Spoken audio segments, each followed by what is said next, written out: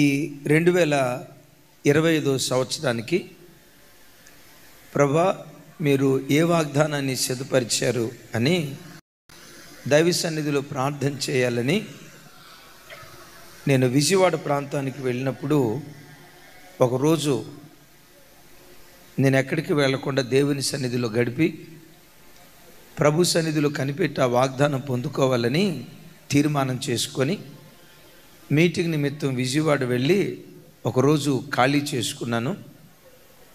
వాగ్దానం కొరకు నేను ఆ హోటల్లో ప్రార్థన చేస్తూ ఉంటుండగా ఈ వాగ్దానాన్ని యెషయా గ్రంథం 60వ అధ్యాయం ఇప్పుడు మనం చదువుకున్న ఈ వాగ్దానాన్ని ప్రార్థనలో ప్రభు బలపరిచాడు, ప్రార్థనలో ప్రభు బయలుపరిచాడు. నేనేదో అనుకొని ఈ వాగ్దానం అయితే బాగుంటుందని కానీ, లేదు ఈ వాగ్దానం దేవుడు మనకిస్తే మంచిదని కానీ నేను అనుకొని తీసుకున్నటువంటి వాగ్దానం కాదు. ప్రార్థనలో దేవుడు సంఘానికి బయలుపరిచిన దివ్యమైనటువంటి వాగ్దానం. నిశ్చయంగా ఈ వాగ్దానం ప్రభు మనందరి జీవితాల్లో దేవుడు నెరవేర్చునుగాక. ఏంటి ఆ వాగ్దానం? ఆ వాగ్దానం మన బ్రతుకులో నెరవేర్చబడాలంటే ఈ సంవత్సరం ఇంకెక్కువగా ఎలా మనం బ్రతకాలి, దివ్యమైన సందేశం, ఏ మాట పోగొట్టుకోకుండా. ఇందాక చెప్పే కదా, ముత్యం కంటే శ్రేష్టమైనది దేవుని వాక్యం, జుంటు తేనె ధారల కంటే మధురమైనది దేవుని వాక్యం. ఆ వాక్యపు మాధుర్యాన్ని ఈ రాత్రి వేళ మనం ఆస్వాదించుదుంగాక. యాకోబు రాత్రి అంతా ఏం చేశాడు? దేవునితో పెనుగులాడాడు. ఈ రాత్రి కూడా నేను అనుకుంటున్నాను తెల్లవారు 7 దాకా నడిపిద్దామని. ఏం టెన్షన్ పడద్దు. ఆసక్తితో ప్రతి మాట హృదయంలో దాచుకుందాం. దేవుడు ధారాళంగా వడిగా ప్రవహించే నది వలె ప్రభు మనతో మాట్లాడునుగాక. రండి వాక్యాన్ని ధ్యానించుదాం. యెషయా గ్రంథం 60వ అధ్యాయం, యెషయా గ్రంథం 60వ అధ్యాయం 20వ వచనం నుంచి నాతో కలిసి. నీ సూర్యుడికను అస్తమింపడు, నీ చంద్రుడు క్షీణింపడు, యెహోవాయే నిత్యమైన వెలుగుగా ఉండును. నీ దుఃఖ దినములు సమాప్తములగును. నీ జనులందరూ నీతిమంతులయ్యుందురు. నన్ను నేను మహిమపరుచుకొనున్నట్లు వారు నేను నాటిన కొమ్మగాను నేను చేసిన పనిగాను ఉండి దేశమును శాశ్వతముగా స్వతంత్రించుకొందురు. వారిలో ఒంటరి అయిన వాడు 1000 మంది యగును, ఎన్నిక లేనివాడు బలమైన జనమగును. యెహోవానగు నేను తగిన కాలమున ఈ కార్యమును త్వరపెట్టుదును. చప్పలు కొడుతూ దేవునికి స్తోత్రాలు చెప్దాం. చదవబడిన ఈ వాగ్దానాలు 2025 మన ఒక్కొక్కరి కుటుంబాల్లో దయగల దేవుడు నెరవేర్చునుగాక. ఇక నా వైపు చూడండి. పరిశుద్ధ గ్రంథమైన బైబిల్లో 66 పుస్తకాలు ఉన్నాయి. ఆదికాండం నుండి ప్రకటన గ్రంథం వరకు. ఈ 66 పుస్తకాల్లో విశిష్టమైన పుస్తకం, ప్రత్యేకమైన పుస్తకం, అద్భుతమైన పుస్తకం యెషయా గ్రంథం. మీరు గమనించారో లేదో, శుద్ధీకరణ కోటాల ప్రారంభ దినం ఆదివారపు దినాన యెషయా గ్రంథంలో నుంచే మాట్లాడారు. రాళ్లను ఏరి పారవేయుడి అని. పాత సంవత్సరం చిట్ట చివరి వర్తమానం యెషయా గ్రంథంలో నుంచే మాట్లాడారు. ఈ నూతన సంవత్సరానికి వాగ్దానం కూడా యెషయా గ్రంథంలోనే ఈ వాగ్దానం మనకు దేవుడు అనుగ్రహించాడు. ఏంటి యెషయా గ్రంథం యొక్క ప్రత్యేకత అంటే, యెషయా గ్రంథాన్ని మినీ బైబిల్ అని అంటారు. ఎందుకు మినీ బైబిల్ అంటారో తెలుసా? పరిశుద్ధ గ్రంథమైన బైబిల్ అంతటిలో 66 పుస్తకాలు ఉంటే ఒక యెషయా గ్రంథంలో 66 అధ్యాయాలు ఉన్నాయి. ఎన్ని అధ్యాయాలు? ఆదికాండం నుంచి ప్రకటన గ్రంథం వరకు ఏ విషయాలు అయితే ఉన్నాయో ఇంచుమించు ఆ విషయాలన్నీ కూడా ఒక యెషయా గ్రంథంలోనే ఉన్నాయి. యెషయా గ్రంథాన్ని భక్తులు 2 భాగాలుగా విభజిస్తారు. మొదటి అధ్యాయం నుంచి 39వ అధ్యాయం ఒక ఎత్తు, అది పాత నిబంధన.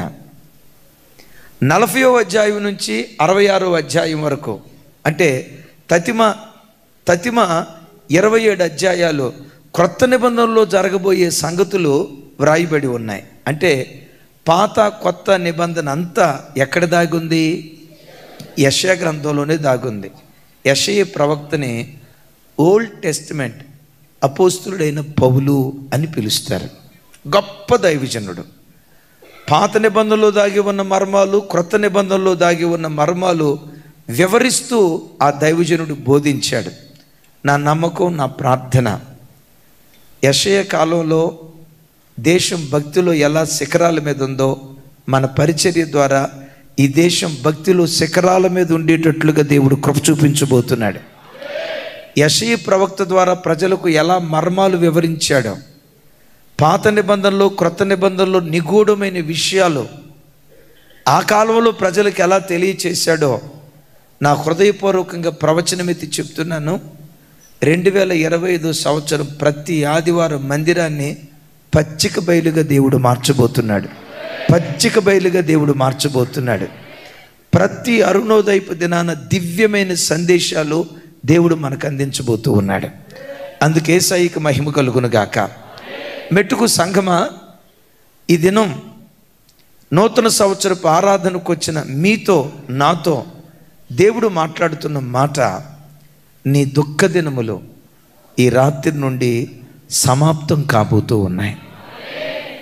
2024లో దేని కొరకు నువ్వు ఏడ్చావో నాకు తెలియదు. నలుగురు మధ్యలో ముఖం చూపించుకోలేక, నీ ఇంటిలో జరిగిన నష్టాన్ని బట్టి, నీవు అనుభవించిన కష్టాన్ని బట్టి దేవుని సన్నిధిలో రొమ్ము కొట్టుకుంటూ ఏ విషయం నువ్వు ఏడ్చావో నేను ఎరగను. కానీ ఒకటి చెప్తున్నాను, 2025లో నీ దుఃఖం, నిట్టూర్పు ఎగిరిపోయేటట్లుగా దేవుడు కార్యం చేయబోతూ ఉన్నాడు. ఎవరి దేవుడు? సంతోషపు ఔషధం. ఎవరి దేవుడు? దుఃఖ దినాలు కొట్టివేసే దేవుడు. ఎవరి దేవుడు? దుఃఖానికి ప్రతిగా సంతోషాన్ని ఇచ్చేటువంటి దేవుడై ఉన్నాడు. అందుకని అంటాడు, నీ సూర్యుడిక అస్తమించడు. సూర్యుడు వెలుగునివ్వటానికి ఆయన ఎంత తొందరపడతాడో ఇక్కడ మాట్లాడుతూ అంటాడు, యెహోవానగు నేను ఈ కార్యము చేయుటకు తగిన కాలమందు త్వరపెట్టుదును అంటాడు. తగిన కాలమందు నేను చేస్తా. తగిన కాలమందు అంటంతో ఇక దేవుడు తగిన కాలమందు అన్నాడంటే ఎన్ని సంవత్సరాలకు జరుగుతుందో అని అనుకునేరుగాక, ఈ కార్యం చేయటానికి దేవుడు త్వరపడబోతూ ఉన్నాడు. చెబుదాం ఆమేన్. నిశ్చయంగా ఈ 2025 సంవత్సరంలోనే చెల్లి, నీ నోట నుంచి మాటను అంటావు. 2024లో పలానా విషయం కోసం ఏడ్చానయ్యా, నా కూతురు కోసం ఏడ్చానయ్యా.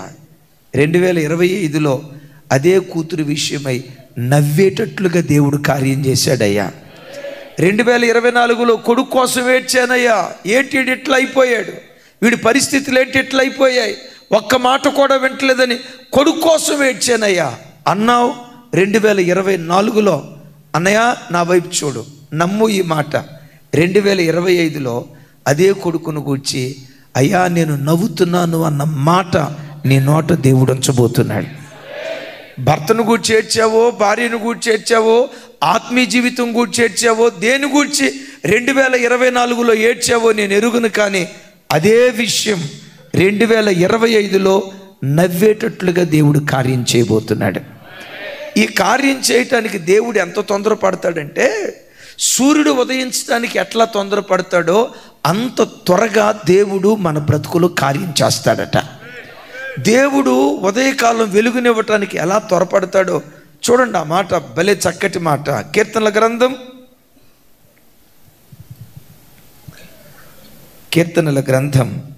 19వ కీర్తన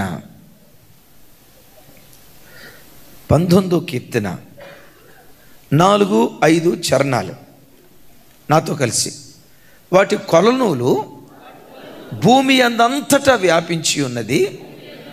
కొంచెం పెద్దగా చెప్పాలరా తల్లి, లోక దిగంతముల వరకు వాటి ప్రకటనలు బయలువెళ్ళుచున్నవి. వాటిలో ఆయన సూర్యునికి గుడారము వేసెను. అతడు తన అంతఃపురములో నుండి బయలుదేరు పెండ్లి కుమారుని వలె ఉన్నాడు. శూరుడు పరుగెత్త నొల్లసించున్నట్లు తన పదమునందు పరుగెత్త నొల్లసించుచున్నాడు. బిడ్లరా, దేవుడు సెలవిచ్చిన మాట, మన దుఃఖ దినాలు ఇది జరుగునుగాక. ఆమెన్.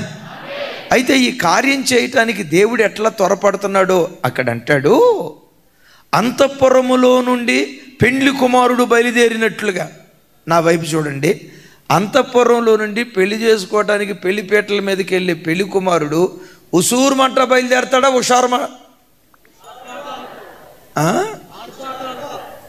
ఇప్పుడు లేదులే హుషారు. సరే చూడండి, పెళ్లి చేసుకోవడానికి వెళ్ళేటప్పుడు ఎట్లా బయలుదేరతాడు చెప్పండి? హుషారుగా బయలుదేరతాడు, బహు తేజస్సుతో బయలుదేరతాడు. ఈ కార్యం దేవుడు నీ జీవితంలో జరిగించడానికి భారంతో ఆయన కదలడు, సంతోషంగా ప్రభు కదలబోతున్నాడు. ఈ కార్యం నా పిల్లల జీవితాల్లో చేయాలి, ఈ కార్యం నా పిల్లల జీవితాల్లో చేయాలని దేవుడు బయలుదేరేటప్పుడు ఎలా బయలుదేరతాడంటే, అంతఃపురములో నుండి పెండ్లి కుమారుడు ఎంత సంతోషంతో బయలుదేరతాడో అంతకంటే మరెక్కువ సంతోషంతో బయలుదేరతాడు. ఆమేన్. రెండో పోలిక ఏమంటాడు తెలుసా? శూరుడు పరిగెత్త నొల్లసించున్నట్లు తన పదమునందు పరిగెత్త నొల్లసించుచున్నాడు. ఇప్పుడు వాడు శూరుడండి. శూరుడు వాడి మనసులో ఒక ఆలోచన ఉంటుంది, డెఫినెట్గా నేను గెలుస్తా, ప్రత్యర్థి ఎవడొచ్చినా నా మీద పోటీకి ఎవరు దిగినా డెఫినెట్గా నేను గెలుస్తా అన్న ఆలోచన కలిగినోడు ఆ పరుగు పందెంలో ఆ పోటీకి వచ్చేటప్పుడు హుషారుగా, ఉల్లాసంగా, ఉత్సాహంగా వస్తాడా? ఏమో, రేపు దిగిన తర్వాత ఓడిపోతానేమో అన్నట్లుగా భయపడతా వస్తాడా? భయపడతా రాడు, ఉత్సాహంగా వస్తాడు, ఉల్లసిస్తూ వస్తాడు. దైవజనమా, ఆ శూరుడు తన బలం మీద ఆయనకి ఎంత నమ్మకం ఉందో నాకు తెలియదు, కానీ ఆ శూరుడికి శూరత్వం అనుగ్రహించిన వాడే మనం ఆరాధించేటువంటి దేవుడు. చెప్దాం ఆమేన్. శూరుడు విజయ పదంలో పరిగెత్తటానికి ఉల్లసించినట్లుగా ఈ కార్యం మన జీవితంలో దేవుడు జరిగించడానికి ఒక శూరుని వలె, అంతకంటే విశేషంగా సూర్యుని వలె దేవుడు బయలుదేరునుగాక. మెట్టుకు నమ్మండి, దుఃఖ దినములన్నీ సమాప్తం చేస్తాడు.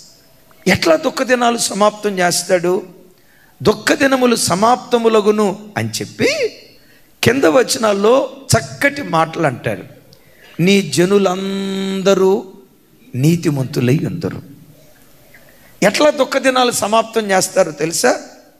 ఒకవేళ 2024లో అయ్యా నేను భక్తిగా ఉన్నా, నా భర్త భక్తిగా ఉన్నాడు, కానీ ఆ భక్తి నా పిల్లల్లో నేను చూడలేకపోయానయ్యా. ఇప్పుడు మీరిద్దరు భక్తిగా బ్రతికి ఇంట్లో పిల్లలు భక్తిగా లేరు అనుకో, అది తల్లికి గుండెకోత కాదా? అది తండ్రికి గుండెకోత కాదా? ఇంట్లో భార్య మంచి భక్తిగా బ్రతికి భర్త భక్తి లేనివాడిగా బ్రతికితే అది భార్యకు గుండెకోత కాదా? ప్రతి బిడ్డ ఆశించేది ఏంటో తెలుసా? నా కుటుంబం ఒక యెహోషువ కుటుంబం లాగా ఉండాలని, నా కుటుంబం ఒక యెషయా ప్రవక్త కుటుంబం లాగా ఉండాలని ప్రతి వ్యక్తి కోరుకుంటాడు. ఒకవేళ 2024 వరకు ఆ కోరికగానే మిగిలిపోయిందేమో, ఆ కళ్ళలాగే మిగిలిపోయిందేమో. ఏడ్చి ఈ భర్త ఎప్పుడు మారుతాడు? ఏడ్చి ఈ భార్య ఎప్పుడు మారిద్ది? ఏడ్చి ఈ పిల్లలు ఎప్పుడు మారుతారు? ఏడ్చి ఈ కూతురు ఎప్పుడు మారిద్దని ఏడ్చి దుఃఖంతో ఒకవేళ ఈ రాత్రి దేవుని మందిరానికి వస్తే నీ దుఃఖాన్ని దేవుడు ఎలా సమాప్తం చేయబోతున్నాడో తెలుసా? నీ ఇంటిలో ఉన్న జనులందరూ నీతిమంతులుగా బ్రతికేటట్లుగా దేవుడు కార్యం చేయబోతున్నాడు. రైజ్ అనండి, ఇంకోసారి స్పెల్లింగ్ చెప్పండి. Are stands for righteousness. నీ ఇంటిలో ఉన్న ప్రజలందరినీ నీతిమంతులుగా దేవుడు చేయబోతున్నాడు. అవును, సేవకులుగా మా జీవితాల్లో కూడా మేము సంఘం దగ్గర నుంచి ఆశించే వాటిలో ప్రథమమైనది ఎవరో లక్షల రూపాయలు కానుకలు ఇవ్వాలి, ఇది కాదు మా ఆశ. మా మొట్టమొదటి ఆశ, మందిరంలో అడుగుపెట్టిన ప్రతి బిడ్డ భక్తిపరుడుగా బ్రతకాలి, పవిత్రుడుగా బ్రతకాలి, యథార్థపరుడుగా బ్రతకాలి, లోక మాలిన్యం అంటకుండా నిష్కలంకులుగా బ్రతకాలి. ఒక సేవకుని గుండెల్లో ఉన్న ఆశిదే. నా ప్రభు నాతో మాట్లాడతా, 2024లో ఏ విశ్వాసుల కోసం ఏడ్చావో ప్రభా, ఇన్ని సంవత్సరాలు వీళ్ళు వాక్యం విన్నా పలానా వ్యక్తి మారలేదయ్యా, పలానా చెల్లి మారలేదయ్యా, ఎవరెవరో లైవ్లో చూసేవాళ్ళు ఎవరెవరో మేము మారేమయ్యా, మా బ్రతుకులు కట్టుకున్నామయ్యా అని ఎవరెవరో దూర ప్రాంతాల నుంచి ఫోన్ చేస్తూ ఉంటే, నా పిల్లల్లో కొందరు మారలేదని నువ్వు ఏడ్చావే, వాళ్ళను 2025 సంవత్సరంలో నీతిమంతులుగా నేను మార్చబోతూ ఉన్నాను. అసలు ఆ మాట చూడండి. నా చూడండి నీ జనులందరూ ఎంతమంది? ఆ వాక్యం మరోసారి నాతో కలిసి చెప్పండి. నీ జనులందరూ నీతిమంతుల యుందురు. నోరు తెరిచి పెద్దగా చెప్పండి. నా ఇంట్లో ఉన్న వాళ్ళందరూ నీతిమంతులై ఉంటారు. నా ఇంటిలో ఉన్న వాళ్ళందరూ భక్తిపరులై ఉంటారు. నా ఇంటిలో ఉన్న వాళ్ళందరూ ప్రార్థనా పరులై ఉంటారు. ఎమాన్యుయల్ మినిస్ట్రీ సంఘంలో ఉన్న ప్రతి విశ్వాసి నీతిగా బ్రతికే భాగ్యం దేవుడు అనుగ్రహించబోతున్నాడు. ఈ మాట నేను నమ్ముతున్నానయ్యా అన్న వాళ్ళు చప్పట కొడుతూ దేవునికి స్తోత్రాలు చెప్పండి. నమ్ము. నీ దుఃఖాన్ని దేవుడు ఎలా సమాప్తం చేయబోతున్నాడో తెలుసా? కష్టార్జితమంతా త్రాగుడు వ్యసనానికి భర్త ధారపోసాడే, కడుపును పుట్టిన పిల్లలు గంజాయికి రకరకాల వ్యసనాలకు బానిసలైపోయి నీకు అవమానాన్ని తెచ్చారే, దారి తప్పి అనీతిపరుడుగా బ్రతుకుతున్న ఆ బిడ్డలను ఈ రాత్రి దేవుడు దర్శించి నీ జనులందరూ నీతిపరులు అయ్యేటట్లుగా దేవుడు చేయబోతున్నాడు. అలా చేసి నీ దుఃఖాన్ని సమాప్తం చేయబోతున్నాడు. బైబిల్ ఒక మాట రాసింది, ఆమె ఇంటి వారందరూ రక్త వర్ణ వస్త్రములు ధరించిన వారు. మన ఇళ్ళల్లో ఎవరు రక్షణ లేని స్థితిలో ఉన్నారో ఈ 2025 వారు రక్షణ పొందేటట్లుగా దేవుడు కృప చూపిస్తాడు. దైవజనమ, మీరు అనొచ్చు, అయ్యా నిన్నటి వరకు నేను ఇలా బ్రతికే కదా, రాత్రికి రాత్రే నేను ఎట్లా నీతిమంతుడిని అవుతాను? దేవుడు ఒక మనిషిని అంత నీతిమంతుడిగా చేయగలడా? విలువైన మాట చెప్తాను. యేసుక్రీస్తు లోకానికి ప్రత్యక్షమైంది తన రక్తం ద్వారా కడిగి మనలను పరిశుద్ధపరచడానికి మాత్రమే కాదు. బైబిల్లో రాయబడిన చక్కటి మాట, మనలో ఉన్న పాపమును తీసివేయుటకై మనుష్య కుమారుడు ప్రత్యక్షమయ్యాడట. పాపాన్ని క్షమించడానికి మాత్రమే కాదు, చెప్పండి, పాపాన్ని క్షమించడానికి మాత్రమే కాదు, బోతద్దం పెట్టి వెతికిన ఆ పాపపు ఛాయ ఎన్నడూ నీలో కనపడకుండా పాపములు తీసివేయుటకై ఈ దేవుడు ప్రత్యక్షమయ్యాడు. క్షమిస్తాడు. క్షమించడం మాత్రమే కాదు, దాని ఆనవాలు కూడా కనపడకుండా కోకటి వేళ్లతో సహా తీసివేయటానికి దేవుడు శక్తి కలిగిన వాడు. అయితే ఒకటి, మనం చేయాల్సింది ఏమీ లేదు. మన పాపములను మనం ఒప్పుకుని ఎడల ఆయన నమ్మదగినవాడు. ఈ దేవుని గొప్పతనం ఏంటో చూడండి. ముద్దాడాలనిపించే ఒక దివ్యమైన మాట నేను ఎప్పుడు చెప్పలేదు. ఆ మాట ఈ రాత్రి ముద్దాడాలనిపించే మాట. యేసుక్రీస్తు గొప్పతనం, యేసుక్రీస్తు దగ్గర మాత్రమే దొరికే ఈ భాగ్యం ప్రపంచంలో మరి ఎవ్వరి దగ్గర దొరకదు. యేసుక్రీస్తు దగ్గర మాత్రమే దొరికే భాగ్యం. చూడండి, కీర్తనల గ్రంథం 130వ కీర్తన 3-4 చరణాలు. అద్భుతం. కొంచెం అందరూ పెద్దగా చెప్పండి. గ్రౌండ్ ఫ్లోర్లో ఉన్న వాళ్ళు కూడా చెప్పాలి. తమ్ముడి చదివిన తర్వాత గ్రౌండ్ ఫ్లోర్లో చూపించి ఒకసారి. యెహోవా, నీవు దోషములను కనిపెట్టి చూచిన యెడల ప్రభువా ఎవడు నిలవగలడు? అయినను జనులు నీ యందు భయభక్తులు నిలుపునట్లు నీ యొద్ద క్షమాపణ దొరుకును. విన్నారు ఈ మాట? విన్నారు ఈ మాట? ఈ క్షమాపణే గనక యేసుక్రీస్తు దగ్గర దొరకకపోతే ఈ రాత్రి మనం దేవుని సన్నిధికి వచ్చేటువంటి వాళ్ళం కాదు. దేవుడు ఒక మనిషిని వెతికి చూస్తే అంటాడు కదా కీర్తనకర్త, అయ్యా నువ్వు మనిషి దోషాన్ని కనిపెట్టి చూస్తే ఎవడు నీ ఎదుట నిలవబడగలడయ్యా? ఈ దేవుడు మామూలు దేవుడా? దేవదూతలు కూడా దేవుని ఎదుట పవిత్రమైన వాళ్ళు కాదంట. విన్నారా? దేవదూతలు నీతిమంతులు, వాళ్ళు పవిత్రులు. వాళ్ళు ఆ దేవదూతలు కూడా దేవుని పరిశుద్ధతను చూడలేక కళ్ళు మూసుకొని పాదాలు మూసుకొని, బాబు నీ పరిశుద్ధత ఎదుట మేము నిలవబడలేమయ్యా అని దేవదూతలు కూడా గడగడగడమని వణుకుతూ ఆరాధిస్తున్నాయి. దేవదూతలు దేవుని ఆరాధించినప్పుడు, నేను గతంలో చెప్పాను కదా, ఒక రాజుగారు రాబోతున్నారు అనుకోండి, రాజుగారు రాబోయే ముందు ప్రజలంతా ఇలా ఆర్తత్వాన్ని కేకలు వేస్తారు, రాజుకు స్వాగతం పలుకుతారు. రాజశేఖరయ్య గారు బాగా చెప్తారు, రాజుగారు వచ్చేటప్పుడు అంటారట, రాజాతి రాజా, రాజమార్తాండ, రాజగంభీర అని అంటారు. చూసారా? రాజునట్ల పొగుడుతారు. రారాజైన సైన్యములకు అధిపతికి యెహోవా దేవుణ్ణి దేవదూతలు ఏమని పొగుడుతున్నారో తెలుసా? సైన్యములకు అధిపతికి యెహోవా పరిశుద్ధుడు, సైన్యములకు అధిపతికి యెహోవా పరిశుద్ధుడు, సైన్యములకు అధిపతికి యెహోవా పరిశుద్ధుడని గాన, అంటే ఇటువైపు దేవదూత పరిశుద్ధుడు అంటే గాన ప్రతిగానాలు చేస్తా ఆరాధించాయట. అంటే ఆ గొప్ప దేవునిలో అంత గొప్ప పరిశుద్ధతను దేవదూతలు చూశారు. అలాంటి దేవదూతలు కూడా దేవుని ఎదుట పవిత్రమైన వాళ్ళు కాదట. నేను అంటాను, దేవదూతలే దేవుని ఎదుట పవిత్రమైన వాళ్ళు కానప్పుడు మట్టి శరీరంతో బ్రతుకుతున్న నీవు తప్పు చేయకూడదు అనుకుంటూనే ఎక్కడో ఓ చోట కాలు జారే మనం ఎలా దేవుని ఎదుట మనం నిలవబడగలం? ఎలా నిలవబడగలుగుతున్నావో తెలుసా? ప్రజలు నీ యందు భయభక్తులు కలిగి బ్రతుకున్నట్లుగా నీ యొద్ద క్షమాపణ దొరుకుతూ ఉంది. చెబుదాం ఆమేన్. ఎగ్జామ్ రాశాడండి, ఫెయిల్ అయ్యాడు. మరలా వాడు ఆ సబ్జెక్ట్ చదవాలంటే ఫెయిల్ అయినోడికి కూడా ఇంకొక ఎగ్జామ్ ఉంటుంది అని ఉంటేనే కదా చదివేది. అది ఫెయిల్ అయ్యాడు, ఇక నువ్వు ఫెయిల్ అయ్యావంటే ఇక అంతేరా, ఇంకోసారి నీకు అవకాశం లేదురా అన్నారు అనుకోండి, మరలా వాడు పుస్తకాలు పట్టుకుంటాడా? నా మాట అర్థం కాలేదా? ఇప్పుడు 10వ తరగతి రాశాడు సార్. చిన్నప్పుడు అనేవాళ్ళు కదా, సెప్టెంబర్ కాకపోతే మార్చి కాకపోతే సెప్టెంబర్ పోతే సరే, మార్చిలో ఫెయిల్ అయ్యాడు. ఇప్పుడు పుస్తకాలు పట్టుకొని చదవాలంటే ఏముండాలి? మళ్ళీ సెప్టెంబర్లో ఎగ్జామ్ ఉంది అన్న సంగతి తెలిసింది అనుకోండి, అప్పుడు పుస్తకాలు పెట్టుకుంటాడు.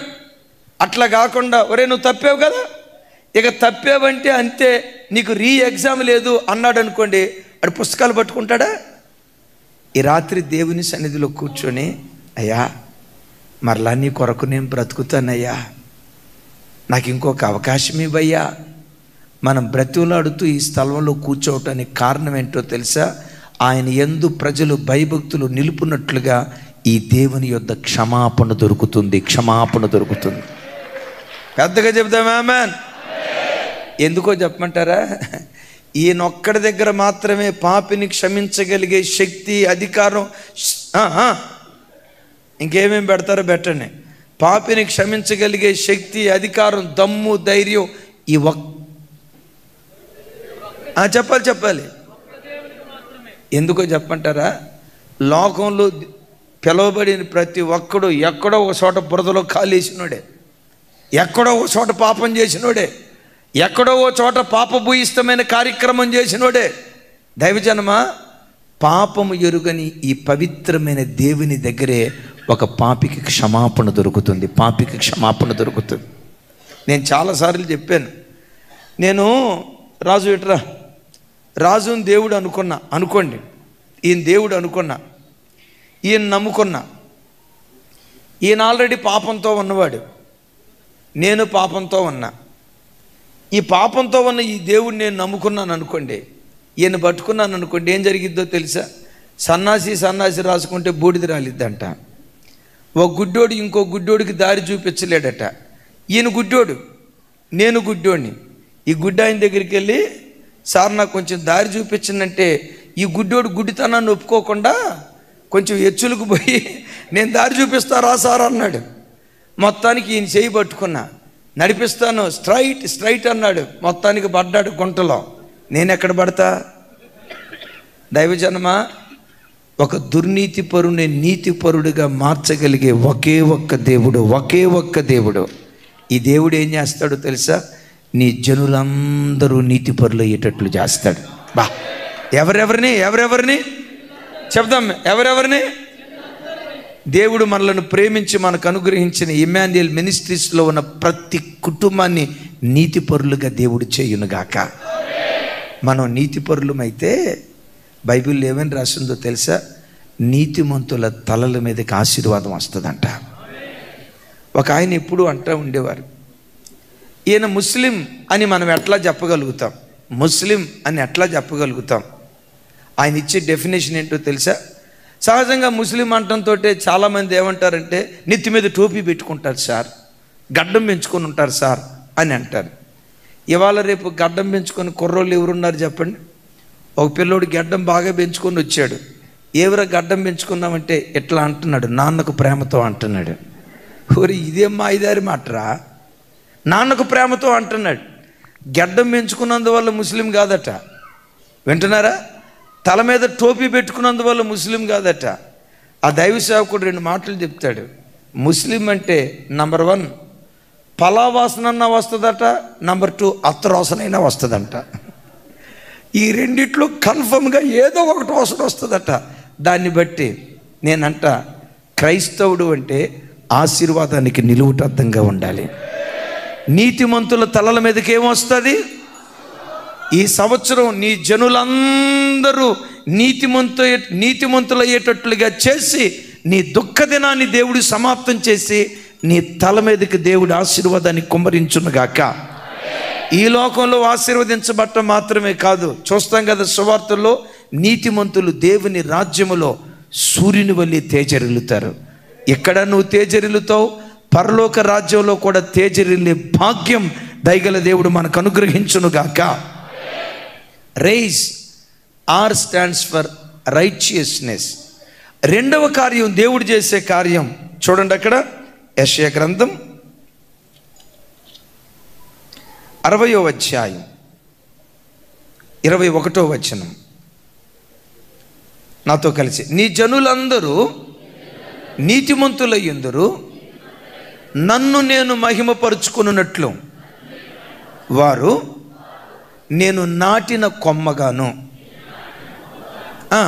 నేను చేసిన పనిగాను ఉండి దేశమును శాశ్వతముగా స్వతంత్రించుకొందురు. ఎట్లా దేవుడు మన దుఃఖ దినాలు సమాప్తం చేస్తాడంటే, ఆయన అంటాడు, నన్ను నేను మహిమపరుచుకున్నట్లు నేను నాటిన కొమ్మగా ఇమ్మాన్యుయల్ మినిస్ట్రీస్ని, ఈ మినిస్ట్రీస్లో ఉన్న ప్రతి కుటుంబాన్ని నేను కాపాడబోతున్నాను. ఏ కొమ్మంట? ఎవరు నాటిన కొమ్మ? కొన్నిసార్లు కొన్ని చోట్లకి వెళ్ళినప్పుడు, అరే పలానా రాష్ట్రపతి గారు నాటాడంటారా మొక్క. చూడండి మీరు అక్కడక్కడ పెద్ద పెద్ద గవర్నమెంట్ ఆఫీసుల కాడ, అసెంబ్లీల దగ్గర, రాష్ట్రపతి భవన్ దగ్గర చూస్తూ ఉంటారు. అరే అది రాహుల్ గాంధీ గారు వాళ్ళ నాన్న రాజీవ్ గాంధీ గారు నాటిన మొక్క అంటారా, అరే అది ఇందిరాగాంధీ గారు నాటిన మొక్క అంటారా అని వాళ్ళు నాటిన మొక్కను ప్రజలు అపురూపంగా చూసుకుంటారు, జాగ్రత్తగా దాన్ని పెంచుతారు. మనుషుడు నాటిన మొక్కనే అంత అపురూపంగా చూస్తే దేవుడు నాటిన కొమ్మను ఇంకెంత అపురూపంగా చూసుకుంటాడు కదా బిడ్డ. దేవుడు తాను నాటిన కొమ్మగా 2025 సంవత్సరంలో దేవుడు నిన్ను చూసుకోబోతూ ఉన్నాడు. ఎక్కడ వాడిపోకుండా, ఎక్కడ ఎండిపోకుండా, ఏ సమయానికి కావలసిన నీళ్లు, ఏ సమయానికి కావలసిన సమస్తాన్ని దేవుడు నీకు సమకూర్చి ప్రతి నెల కాపు కాసేటట్లుగా, 30 దొంతులుగా, 60 దొంతులుగా, 100 అంతలుగా నీవు ఫలించేటట్లుగా దేవుడు కార్యం చేయునుగాక. దేవుడు నాటిన కొమ్మ ఎవరు? ఆ కొమ్మ ఎలా ఉంటుందో కీర్తనల గ్రంథం చూడండి, 80వ కీర్తన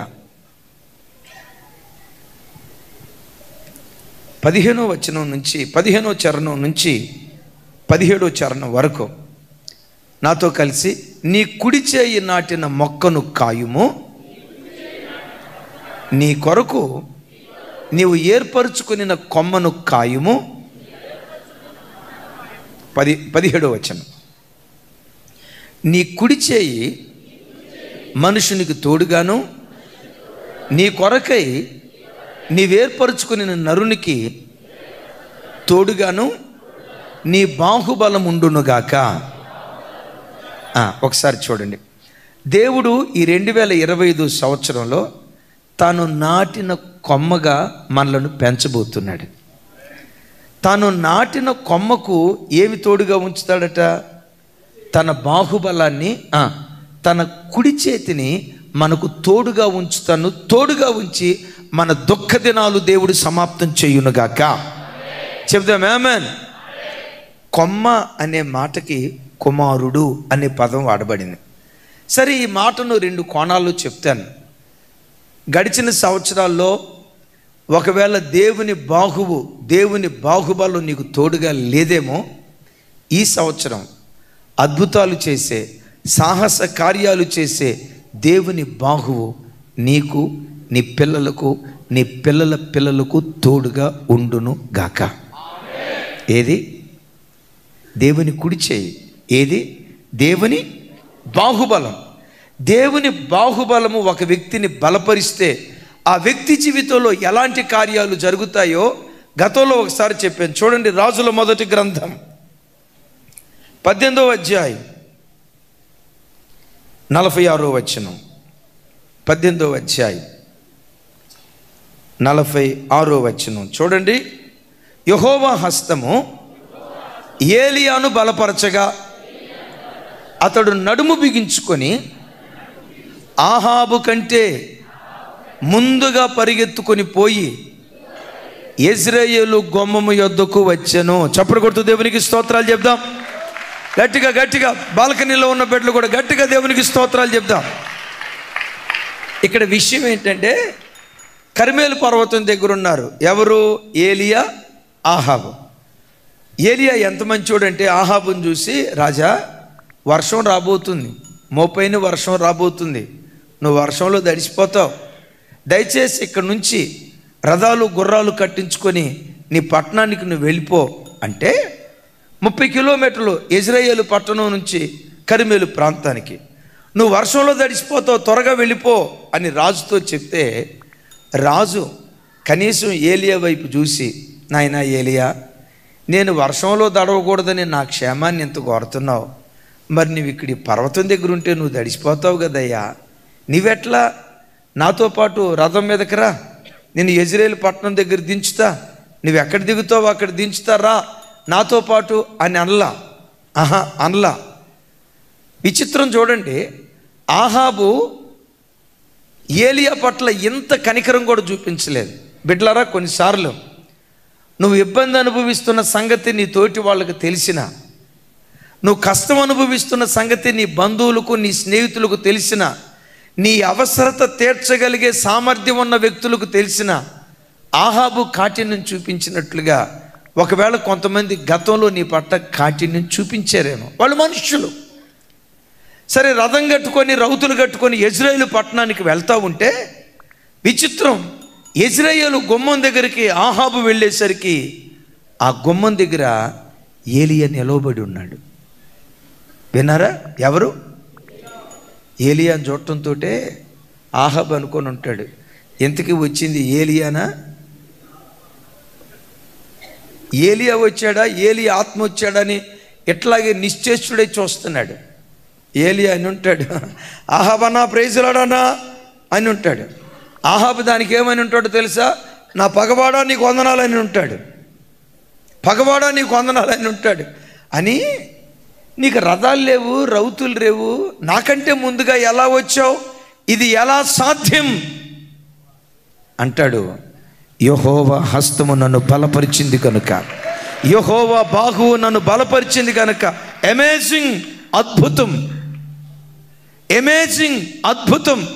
దేవుని హస్తము నన్ను బలపరిచింది కనుక రథాలు రౌతులు కలిగిన నీవు చేసిన కార్యం కంటే యెహోవా హస్తం అంతకంటే అద్భుతం నా ద్వారా జరిగించింది. ఒక్కసారి నా వైపు చూడండి బిడ్డలారా, ఒక్కసారి మన పరిచర్యను గుర్తుకు తెచ్చుకోండి, నేను చెప్పబోయే మాటలు గుర్తుకు తెచ్చుకోండి. లోకంలో కొంతమందిని చూసి, అయ్యా వాళ్ళకి మంచిగా సంపాదించి పెట్టిన తల్లిదండ్రులు ఉన్నారయ్యా. మరి నా బ్రతుకు? వాళ్ళకి రథాలు ఉన్నాయి, వాళ్ళ అమ్మా నాన్న సాఫ్ట్వేర్ ఇంజనీర్లు, వాళ్ళ అమ్మా నాన్న ఆస్తిపరులు, సంపాదించి పెట్టారు. మరి నా దగ్గరికి వచ్చేసరికి ఏ రథాలు రౌతులు నా బ్రతుకులో లేవయ్యా. రెక్కాడితే కానీ డొక్కాడని పరిస్థితి అయ్యా. రెక్కల కష్టం మీద బ్రతుకుతున్నానయ్యా. నా వెనక ఏ ఆధారం నాకు లేదయ్యా. వాళ్ళకి రథాలు ఉన్నాయి, వీళ్ళకు గుర్రాలు ఉన్నాయి, నాకు అవేవీ లేవని ఒకవేళ గడిచిన దినాల్లో నువ్వు ఏడ్చేవేమో. చెల్లి, నా వైపు చూడు, వాళ్ళందరికీ అవన్నీ ఉన్నాయేమో. నీ బ్రతుకులో దేవుని హస్తం నీకు తోడుగా ఉంది, దేవుని బాహువు నీకు తోడుగా ఉంది.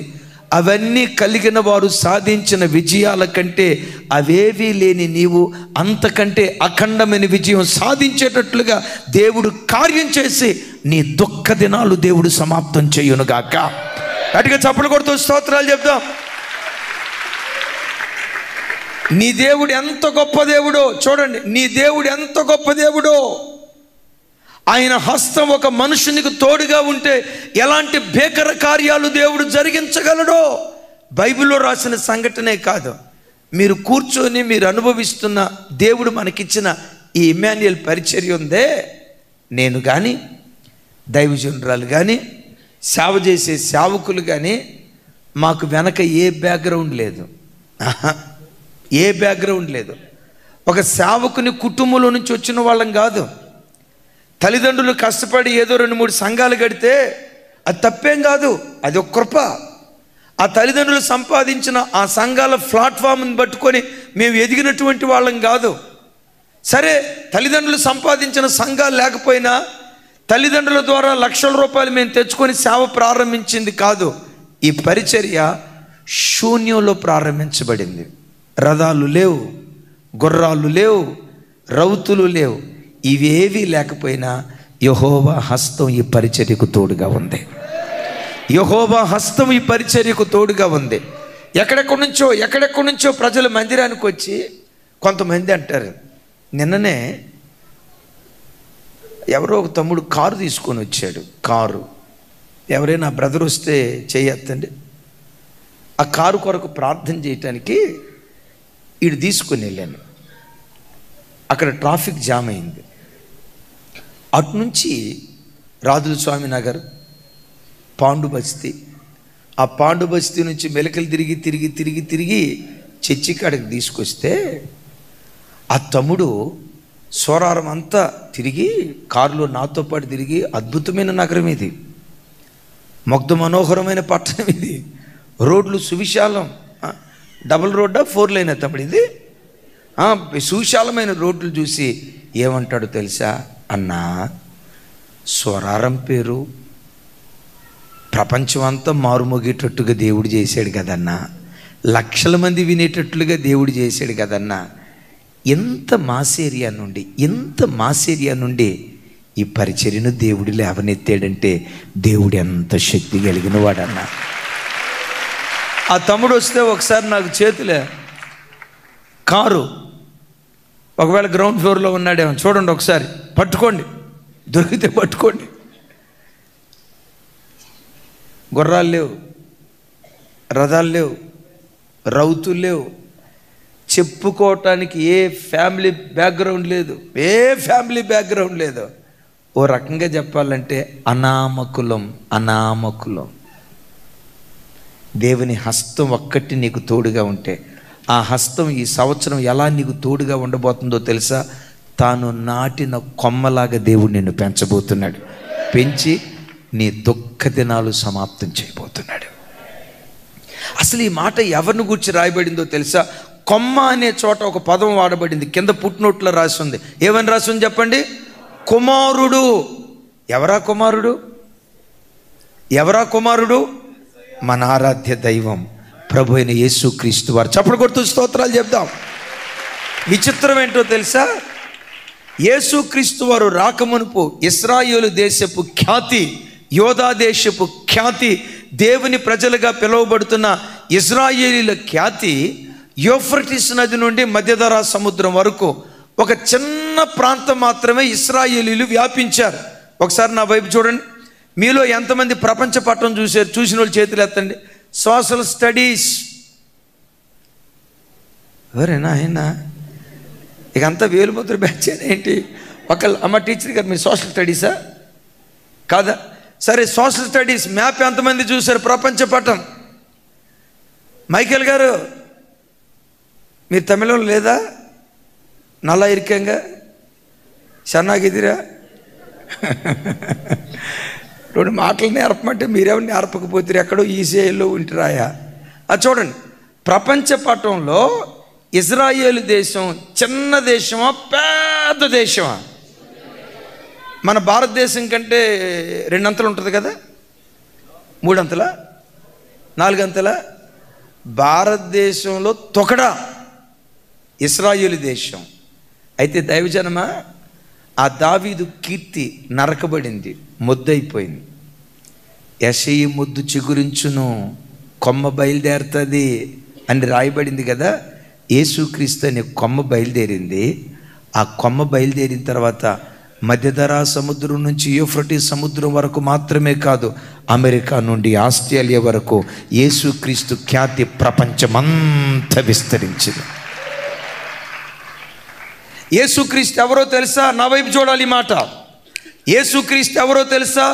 చేతి సహాయము లేకుండా తీయబడిన రాయి సర్వభూతాలని కప్పే రాయిగా మారిపోయింది. ఇది నీ దేవుని గొప్పతనం. నేను మిమ్మల్ని అడుగుతా, యేసుక్రీస్తు ఖ్యాతి ప్రపంచమంతా వ్యాపించడానికి ఏ చేయి, ఏ మానవ హస్తం, ఏ సైకి సహాయం చేసింది? నారు పోసినోడు ఎవరు? నీరు పోసినోడు ఎవరు? ఎరువేసినోడు ఎవరు? నారు పోసేవాడు లేకపోయాడు, నరికేవాడే ఎక్కువ ఉన్నాడు. యేసయ్యకు సహకరించిన వాళ్ళు ఎవరూ లేరు. చేతి సహాయము లేకుండా తీయబడిన ఈ రాయి ఈరోజు ప్రపంచం అంతటిని కదిలిస్తూ ఉందండి. నేనంట ఎక్కడో ఏదో ఒకసారి అదిగో బా, ఇప్పుడు నీకు మారు మనసు వచ్చింది తమ్ముడా, 2025 నీకు బాప్తీసం ఇచ్చేయాలకి తిరుగులేదు. అమ్మ చూడండి రా తల్లి, ఒకసారి అందరు చూడండి, ఒకసారి చూడండి ఎంత ఉంది. చింతగింజ కూడా అంత చిన్న సైజులో ఎందుకు ఉంటుంది? చిన్నది. ఒకసారి నా వైపు చూడాలి. ఎంతదండి? అయ్యో చెప్పాలి. ఆ దేశం ఎంతటిది చెప్పాలి గట్టిగా. చిన్నది. ఎక్కడో ఇశ్రాయేలు దేశంలో పుట్టిన ప్రభు, ఆయన కీర్తి గ్రామాలు దాటుకుంటూ, పట్టణాలు దాటుకుంటూ, రాష్ట్రాలు దాటుకుంటూ, దేశాలు దాటుకుంటూ, ఖండాలు దాటుకుంటూ, ఖండాంతరాలు దాటుకుంటూ ప్రతి ఖండాన్ని కదిలించింది ఆ చిన్న రాయి. మరలా అంట, ఆ రాయి ఎలాంటి రాయి? చేతి సహాయము లేకుండా. దైవజనమ చూడు, ఒకవేళ ఈరోజు ఈ లోకంలో నీ బ్రతుకు దినాల్లో అయ్యా నాకు చేయూతనిచ్చే వాళ్ళు ఎవరూ లేరయ్యా, నన్ను అట్లా చేయి పట్టుకొని లేపేవాళ్ళు ఎవరూ లేరయ్యా, నన్ను ఎవ్వరూ లేరయ్యా, ఒంటరి బ్రతుకు, నాకు సహాయం చేసే చేతులుంటే బాగుండు కదని ఒకవేళ ఎదురు చూసి దుఃఖం మిగిలిందేమో. ఏ మానవ హస్తం నీకు తోడుగా లేకపోయినా సాక్షాత్తు దైవ హస్తం ఈ 2025లో నీకు తోడుగా ఉండబోతుంది. నీకు నీరు పూసేవాళ్ళు ఎవరు అనుకున్నావు? దేవుడే. నీకు ఎరువేసేవాళ్ళు ఎవరు అనుకున్నారు? దేవుడే. నీ చుట్టూత కంచి వేసేది ఎవరు అనుకున్నారు? దేవుడే. ఇది కూడా ఎలా చేస్తానంటాడో తెలుసా? నేను మహిమపరచబడినట్లు. చెబుదాం ఆమేన్. నేను మహిమపరచబడినట్లు. యేసుక్రీస్తు ఖ్యాతి ప్రపంచమంతా వ్యాపించడానికి ఒక కారణం చెప్తాను. యేసుక్రీస్తు వారు ఆయన ప్రవక్త, అద్భుతం చేస్తున్నాడు, చాలా నీతిపరుడు, భక్తిపరుడు అని ప్రపంచం అంతా ఆ రోజుల్లో ఇజ్రాయేల్ దేశం అంతా మాట్లాడుకుంటూ ఉంటే ఒక ఆయన ఏమంటాడో తెలుసా? నజరేతులో నుండి మంచిది ఏదైనా రాగలదా? ఒకసారి చెప్పండి మాట. ఎందుకు ఆ మాట అన్నారు? నజరేతు అంత పాడైపోయిన స్థలం. నేను శుద్ధీకరణ కూటంలో చెప్పాను, ఇజ్రాయేలీలు 12 గోత్రాలు విడిపోయిన తర్వాత పై భాగాన్ని ఇజ్రాయేలీలు అన్నారు. అషూరియులు ఆ దేశం మీద దాడి చేసినప్పుడు మొట్టమొదట క్యాప్చర్ చేసింది ఈ ఇజ్రాయేలు ప్రాంతాన్ని, ఈ నజరేతు ప్రాంతాన్ని. ఆ ప్రాంతం అంతా భక్తిహీనత, అపవిత్రత, చండాలం. భూతద్దం పెట్టి వెతికిన నీతిగా బ్రతికే వాళ్ళు లేరు. చెడిపోయిన ప్రాంతం. అలాంటి భ్రష్ట ప్రాంతంలో నుంచి పవిత్రుడైన వాడిగా దేవుడు పుట్టుకొచ్చాడు. నా వైపు చూడండి. నువ్వు కాలేజీలో చదివే చోట నజరేతులో జరిగిన కార్యాల కంటే నీచమైన, హేయమైన కార్యాలు జరుగుతాయి. నువ్వు డ్యూటీ చేసే చోట హేయమైన, లజ్జాకరమైన కార్యక్రమాలు జరుగుతాయి. అలాంటి అపవిత్రమైన స్థలాల్లో ఈరోజు వింటున్న మాట ఏంటో తెలుసా? ఒక ఆయన పబ్లిక్గా ఒక లేడీ స్టేట్మెంట్ ఇస్తుంది, ఒక ఆవిడ స్టేట్మెంట్ ఇస్తుంది. వివాహం కాకుండా పవిత్రంగా బ్రతుకుతారు అన్నది మీదట కళ్ళండే. ఒకప్పుడు ఎప్పుడో విన్నాం, రాబోయే దినాల్లో ఆ వార్త మనం విన్నాం. ఇది అసంభవం. ఒక తల్లి స్త్రీ ఇస్తున్న స్టేట్మెంట్. చాలా పేరుగాంచిన ఆవిడ. ఎందుకు ఆ మాట అందో తెలుసా? లోకం అంత పాడైపోయింది. ఎంత పాడైపోయిన లోకంలో ఒక పవిత్రురాలిగా నువ్వు పుట్టుకొస్తే, ఒక పవిత్రుడిగా నువ్వు పుట్టుకొస్తే, ఒక భక్తిపరుడుగా నీకు పుట్టుకొస్తే, చేతి సహాయము నీకు లేకపోయినా దేవుని హస్తమే నీకు తోడుగా ఉండి యేసుక్రీస్తు ప్రపంచం అంతా ఎట్లా విస్తరించిందో నీవు అలా విస్తరించేటట్లుగా దేవుడు కార్యం చేస్తాడు. నీ చుట్టూతో ఉన్న వాళ్ళు మంచిగా బ్రతికారు, నువ్వు మంచిగా బ్రతికావనుకో, నీ గొప్పతనం ఏముందమ్మా? నీ చుట్టూతో ఉన్న వాళ్ళు ప్రార్థనా పరులుగా బ్రతికారు, నువ్వు ప్రార్థనా పరుడుగా బ్రతికితే నీ గొప్పతనం ఏముంది? నీవు ఎలా బ్రతకాలో తెలుసా? బురదలో తామర వృక్షం ఎదిగినట్లుగా నువ్వు దేవుని కొరకు ఎదగాలి అనాలి. హైదరాబాదులో ఎంత పవిత్రంగా బ్రతికే వాళ్ళు ఉంటారా? ఈ యవన వయసులో ఎంత నీతిగా బ్రతికే వాళ్ళు ఉంటారు. చూడు ఆ అమ్మాయి చూడు, దించిన తల పైకెత్తకుండా, అబ్బా పవిత్రత ఉట్టిపడేటట్లుగా బిడ్డ బ్రతుకుతుందిరా.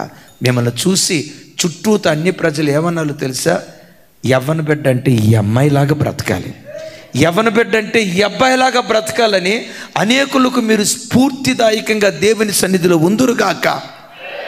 అలా మీరు చేస్తే, అలా మీరు బ్రతికితే ఒకరోజు దేవుడు అంటాడు, ఆకాశమా ఆలకించు, భూమి చెవియొగ్గు, ఈ చిన్నవారిని పెంచి నేనే పెద్దవారిగా చేసి ఉన్నాను.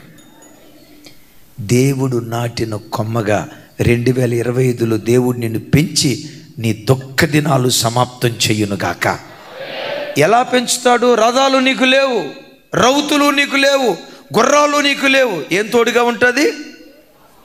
దేవుని హస్తం నీకు తోడుగా ఉంటే అమేజింగ్, అద్భుతం అనండి. రైజ్ అని are stands for righteousness, A stands for amazing, అద్భుతం అద్భుతం అద్భుతం. నీ సూర్యుడికి అస్తమించడు అన్నాడు. సూర్యుడు ఉదయం నుంచి మధ్యాహ్నం దాకా ఆయన ప్రకాశం అంతకంతకు అంతకంతకు అంతకంతకు అధికమవుతున్నట్లుగా 2025 ప్రారంభ దినాలు మొదలుకొని నీ తేజస్సు అంతకంతకు అంతకంతకు రైజ్ అయ్యేటట్లుగా దేవుడు కార్యం చేయునుగాక. నీ జనులందరూ నీతిమంతులవుతారు. అలా దుఃఖ దినాలు సమాప్తం చేస్తా. అమేజింగ్, అద్భుత కార్యం నీ బ్రతుకులో చేస్తా. రథాలు లేకపోయినా, రౌతులు లేకపోయినా అమేజింగ్. మూడో మాట అక్కడ అంటాడు. యెషయా గ్రంథం 60వ అధ్యాయం 21వ వచనం. నాతో కలిసి, నేను మహిమపరుచుకొనున్నట్లు వారు నేను నాటిన కొమ్మగాను నేను చేసిన పనిగాను. బిడ్డలారా, ఈ మాటలన్నీ గుండెల్లో పెట్టుకోండి.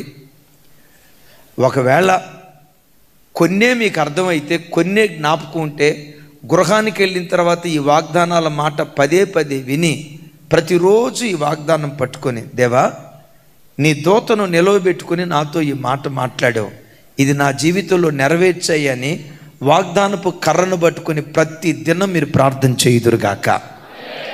మీరు మర్చిపోయారు అనుకుని నేను చేయలేను. అన్నయ్య ఇంతసేపు గుర్తుంచుకోవాలంటే ఏం గుర్తుంచుకుంటాం అన్నయ్య? దేవుడు ఆ జ్ఞాపక శక్తి మనకిస్తాడు. మరిచిపోయారంటే పరిస్థితి ఎట్లుంటుందో చెప్తాను.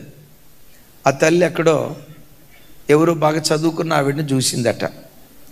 ఆ తల్లి పెదాలకు చక్కగా లిప్స్టిక్ రాసుకొని నీట్గా కనపడిందట. పాపం ఈవిడికి కూడా ఆ లిప్స్టిక్ రాసుకోవాలని చాలా ఆశపడి భర్త దగ్గరకు వచ్చింది. ఆ రోజుల్లో 3 నెలలకు ఒకసారి సరుకులు తెచ్చేవాళ్ళు. సరుకులు ఇస్తంతా చెప్పిన తర్వాత భర్తతో అందట, పాప మనోడికి చదువు సరిగ్గా రాదు, భర్తతో అందట షాప్కి వెళ్ళిన తర్వాత, సిటీలో షాప్కి వెళ్ళిన తర్వాత లిప్స్టిక్ అని చెప్పండి అని అందంట. నాకేం గుర్తులేదే, నువ్వు రాసినా నాకు అర్థం కాదు, అటు ఏం చెప్పేది అంటే అందట, ఏం లేదు, షాప్ కాడికి వెళ్ళి రాసుకునేది, పూసుకునేది, అంటించుకునేది అని చెప్పు, వాళ్ళు ఇస్తారులే అందంట. లిప్స్టిక్ అందంట. అది నీకు గుర్తు లేకపోతే రాసుకునేది పూసుకునేది అంటే ఆ మాట చెప్పాయే ఇచ్చేస్తారు. మొత్తానికి మా వాడు ఇక స్ట్రైట్గా వెళ్ళిన కొద్దీ లిప్స్టిక్ ఏంటది అని అనుకుంటా వెళ్ళాడు. ఆడికి వెళ్ళిన తర్వాత మర్చిపోతే ఎట్లుంటుందో చెప్తాను చూడండి. అన్నాడంట, సరుకు అంతా ఇచ్చిన తర్వాత అదే రాసుకునేది, పూసుకునేది, అంటించుకునేది అన్నాడంట. అనేసరికి ఇచ్చాడంట, ఫెవిస్టిక్ ఇచ్చాడంట. అది ఫెవిస్టిక్ అన్న సంగతి ఆడికి తెలియదు. ఇది రాసుకునేదేరా పూసుకునేదేరా అంటించుకునేదేరా నాయన అని ఇచ్చాడంట. భార్యకి అదేం తెలియదు, ఇచ్చాడు. అందట, నువ్వే రాయి అందట. శుభ్రంగా ఓపెన్ చేసి రాశాడంట. అద్భుతం. రాసింది మొదలుకొని 4 రోజుల పాటు మాట్లాడలేదంట. అనుకుంటాడంట, అబ్బా ఎంత అద్భుతమైన మహిమ ఉంది, అంటుకుపోయినాయి అంట. మర్చిపోకండి, నీ దుఃఖ దినాలు సమాప్తం చేస్తాడు. నీ ఇంటి వారందరినీ నీతిమంతులుగా చేసి నీ దుఃఖ దినాలు సమాప్తం చేస్తాడు. తాను నాటిన కొమ్మగా దేవుడు నిన్ను పెంచి నీ దుఃఖ దినాలు సమాప్తం చేస్తాడు. ఎలాగో చెప్పమంటారా? ఇప్పుడు మనం చదువుకున్నాం కదా చక్కటి వాక్యం, నేను చేసిన చేతి పనిగా నేను వాళ్ళని పెంచి తద్వారా నేను మహిమపరచబడతాను అంటాడు. దైవజనమా, మనం అందరం ఎవరమో తెలుసా? దేవుని చేతి పని. ఆమెన్. పెద్దగా చెప్దాం ఆమెన్. మరోసారి, నీ శరీరంలో ఉన్న ప్రతి అవయవం దేవుని నిర్మాణం, నీవు దేవుని చేతి పని. నీ ముక్కును దేవుడు తన స్వహస్తాలతో నిర్మించాడు. నీ అరిపాదం నుండి నడినెత్తి వరకు నీ శరీరంలో ఉన్న ప్రతి అవయవాన్ని దేవుడే నిర్మించాడు. గట్టిగా చెప్దాం ఆమేన్. ఈ మాట వినండి. నిన్ను నువ్వు ప్రేమించు, నీ రూపాన్ని నువ్వు ప్రేమించు, నీ రంగును నువ్వు ప్రేమించు, నీ కలర్ని ప్రేమించు. ఒకవేళ నువ్వు నల్లగా ఉన్నావు అనుకో, ఎర్రగా ఉన్న వాళ్ళని చూసి దేవుడు నన్ను ఎందుకున్నాను, ఎర్రగా ఎందుకు పుట్టించలేదు, ఎవరితోనూ నువ్వు మాట్లాడుకో, ఎవరితోనూ నువ్వు పోల్చుకోవద్దు.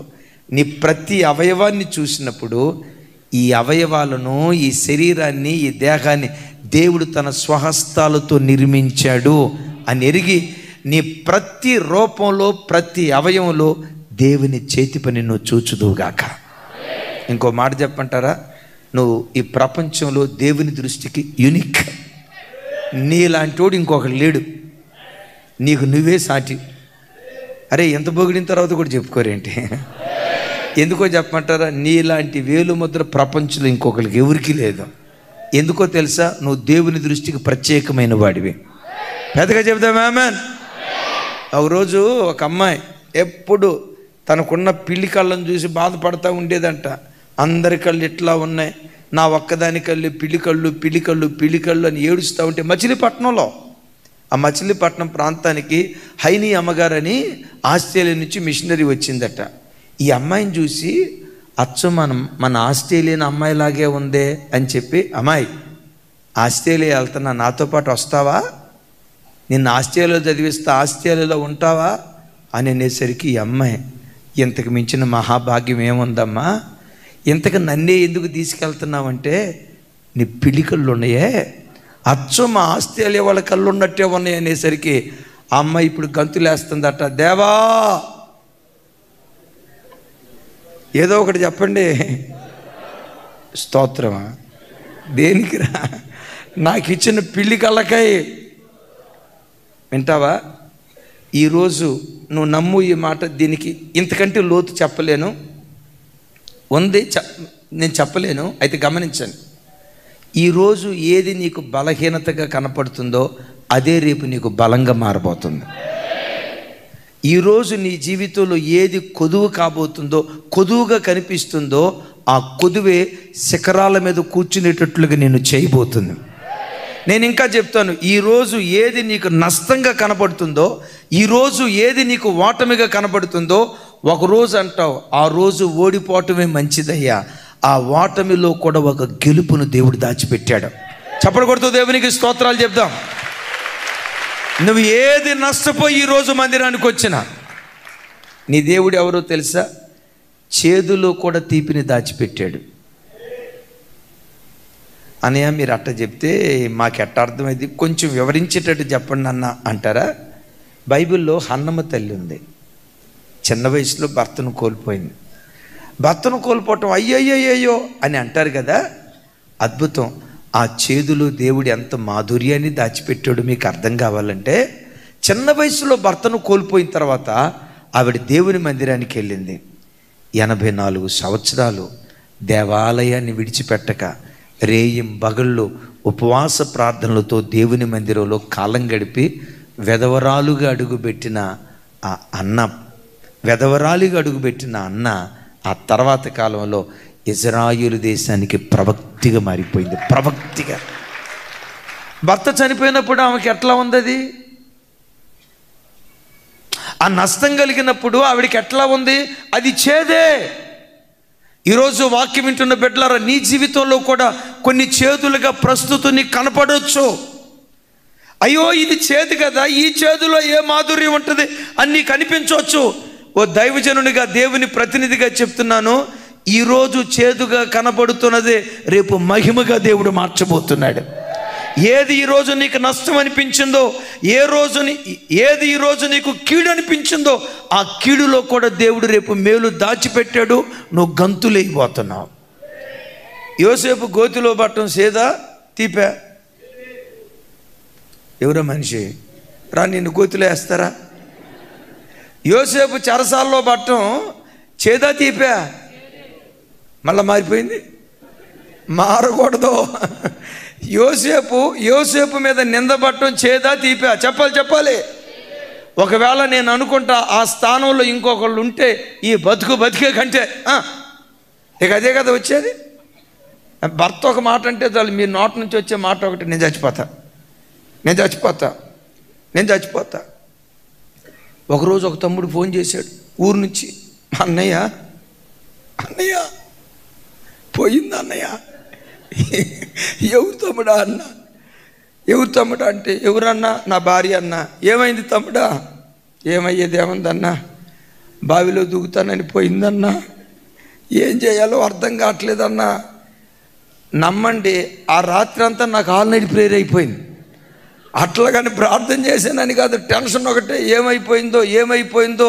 మధ్యరాత్రి 1 గంటకు ఫోన్ చేస్తే ఏం చెప్పాడో తెలుసా? అన్నా పలానా బావి దగ్గర చెప్పులు కనపడుతున్నాయి అన్నా, మనిషి కనపడలేదన్నా అన్నాడు. నేను చెప్పా, మరి లోపలికి వెళ్ళి చూడకపోయావా? చీకటన్నా ఏం కనపడలేదు, బావి దగ్గర చెప్పులు కనపడుతున్నాయి అనేసరికి ఇక నాకు అయిపోయింది పని ప్రభా. తెల్లారిన తర్వాత ఏ వార్త తినాలో కంగారు పడతా ఉన్నా. మొత్తానికి తెల్లారింది. ఫోన్ చేశా, ఏమైంది బావి దగ్గరికి వెళ్ళావా అన్న. ఊరు వెళ్ళిపోయిందంటన్న మా ఆవిడ. ఎవరు చెప్పారు నీకు? ఎవరో చెప్పారన్న. ఇప్పుడు వెళ్తున్నాను ఆగని చెప్పి మొత్తానికి వెళ్ళాడంట. వెళ్తేనండి ఫుల్గా ప్లేట్ నిండా బిర్యానీ పెట్టుకొని తింటుందంట. కొంతమందికి కృప ఉంటుంది. పద్దానికి లేస్తే చచ్చిపోతా. బిడ్డలారా, చావటానికి దేవుడు నిన్ను పుట్టించలా. నీ మీద దేవునికి కొన్ని ప్రణాళికలు ఉన్నాయి, కొన్ని ఉద్దేశాలు ఉన్నాయి, కొన్ని ఇంటెన్షన్స్ నీ మీద దేవునికి ఉన్నాయి. అది నెరవేర్చబడే వరకు నువ్వు బ్రతుకుతావు, దీర్ఘాయుషుతో జీవిస్తావు, అంతే. కరోనా రాని, ఇంకేం వస్తున్నాయి చెప్పండి, ఏవైనా రాని, నీ పట్ల దేవుని ప్రణాళిక, ఆయన ఇంటెన్షన్ నెరవేర్చబడే వరకు ఏ తెగులు నిన్నేమీ చేయలేదు. చప్పట్లు కొడుతూ దేవునికి స్తోత్రాలు చెప్దాం. చెప్పండి, ఇప్పుడు మనమందరం ఎవరిమి? మనమందరం ఎవరిమి? ఆయన చేతి పనులు. ఆయన చేతి పనులుగా ఉన్న దినాల్లో కొన్ని చేదైన మార్గాల గుండా మనం వెళ్తాం. నేను నమ్ముతాను ఈ మాట. ఆ చేదులో కూడా ఒక మాధుర్యాన్ని నీ కొరకు దేవుడు దాచిపెట్టాడు. చేదైన మార్గం గుండా సింహాసనానికి దేవుడు తీసుకెళ్తాడు. ఎందుకో తెలుసా? మనం ఎవరిమై అంటే ఆయన చేసిన చేతి పని అయ్యాను. ఇంతకీ ఎందుకు దేవుడు మనల్ని చేశాడు? ఆయన స్వహస్తాలతో ఎందుకు దేవుడు మనల్ని నిర్మించాడు? చూడండి ఆ మాట. ఎఫెసీలకు రాసిన పత్రిక 2వ అధ్యాయం 10వ వచనం.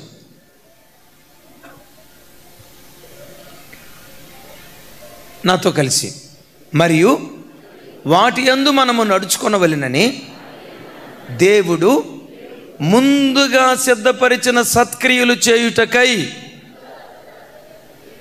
వినపట్లేదు నాకు, కొంచెం పెద్దగా చెప్పాలి. ముందుగా సిద్ధపరిచిన సత్క్రియలు చేయుటకై మనము క్రీస్తు యేసునందు సృజించబడిన వారమై ఆయన చేసిన పని అయి ఉన్నాము. చప్పలు కొడుతూ దేవునికి స్తోత్రాలు చెప్దాం. ఒకసారి అందరు నా వైపు చూడండి. మనం అందరం ఎవరమే? ఆయన చేసిన, చెప్పాలి. ఎవరి చేతి పని? దేవుడు చేసిన చేతి పని మనం అందరం. ఎందుకు దేవుడు మనల్ని చేశాడు అని అంటే అక్కడ చక్కటి మాట అంటాడు, ముందుగా సిద్ధపరిచిన సత్క్రియలు చేయటానికి. నేను మిమ్మల్ని అడుగుతా, దేవుడు మనల్ని ఎందుకు చేశాడు? ఎందుకు చేశాడు? ఎందుకు చేశాడంటే ఖచ్చితం ఒకటే, సత్క్రియలు చేయటానికే దేవుడు మనల్ని పుట్టించాడు. సత్క్రియలు చేయటానికే దేవుడు మనల్ని సృజించాడు. బిడ్డలారా, నీవు సత్క్రియలు చేయటానికి దేవుని చేత సృజించబడిన వాడివి. ఒక ఇంటెన్షన్తో లోకంలోకి నువ్వు పంపబడిన వాడివి. ఆమేన్. అనాలోచనగా మనం లోకానికి వచ్చిన వాళ్ళం కాదు. రక్త మాంసముల వలన లోకానికి వచ్చిన వాళ్ళం కాదు. మనం ఈ లోకానికి వచ్చామంటే దేవుని మనస్సులో నుంచి పుట్టిన వాళ్ళం, దేవుని ప్రణాళికలో నుంచి పుట్టిన వాళ్ళం. ఒక ఉద్దేశ ప్రకారంగా దేవుడు మనల్ని లోకానికి పంపించాడు. చెబుదాం గట్టిగా, చెబుదాం గట్టిగా, చెబుదాం గట్టిగా. ఓ దైవజనుడు, నేను ఎరిగిన దైవజనుడు, ఇక 24 గంటలు మనల్ని గురించి చెప్పుకుంటే ఏం బాగుంటుంది కానీ, ఓ దైవజనుడు తల్లి గర్భంలో ఉన్నప్పుడు ఆ తల్లి అబార్షన్ చేసుకుందాం అనుకుందట. భర్త అర్థం చేసుకోకపోవటం, కొంచెం దారి తప్పిన పరిస్థితి. అబార్షన్ చేసుకుందామని ఏదో బొప్పాయి కాయలు ఏవో ఉంటాయట, రకరకాల కాయలు తిని ట్యాబ్లెట్లు వేసుకుందట. విచిత్రం ఏంటో తెలుసా? అబార్షన్ గాల, మొండిపెండం, గట్టిపెండం, మొత్తానికి కొడుకు పుట్టాడు. ఆ కొడుకు ఈరోజు పెరిగి పెద్దోడై, నా వయసే ఉంటుంది, నాకంటే కొంచెం పెద్దోడు, చిన్నడు, 1-2 సంవత్సరాలు అటు ఇటుగా. ఈరోజు ప్రపంచ దేశాల్లో ఒక అద్భుతమైన మిషనరీ వర్క్ చేస్తున్నాడు. మిషనరీ వర్క్, గొప్ప సువార్థికుడిగా అద్భుతమైన సేవ చేస్తున్నాడు. ఆయన వయసు చూస్తే 50 సంవత్సరాల లోపు ఉంటుందండి. ఎప్పటికీ 70 దేశాలు తిరిగి సువార్త చేశాడండి. 70 దేశాలు తిరిగి. ఏమంటాడు తెలుసా? అమ్మ నన్ను చంపాలనుకుంది కానీ దేవుడు నన్ను బ్రతికించాలనుకున్నాడు. పురిట్లోనే నన్ను చంపాలని అమ్మ అనుకుంది, కానీ ఈ చిన్నోడి పట్ల దేవునికి ఎంత గొప్ప ప్రణాళిక ఉందన్న సంగతి ఒక వయసుకు వచ్చేదాకా నాకు తెలియలేదయ్యా. వింటున్నారా బిడ్డలారా?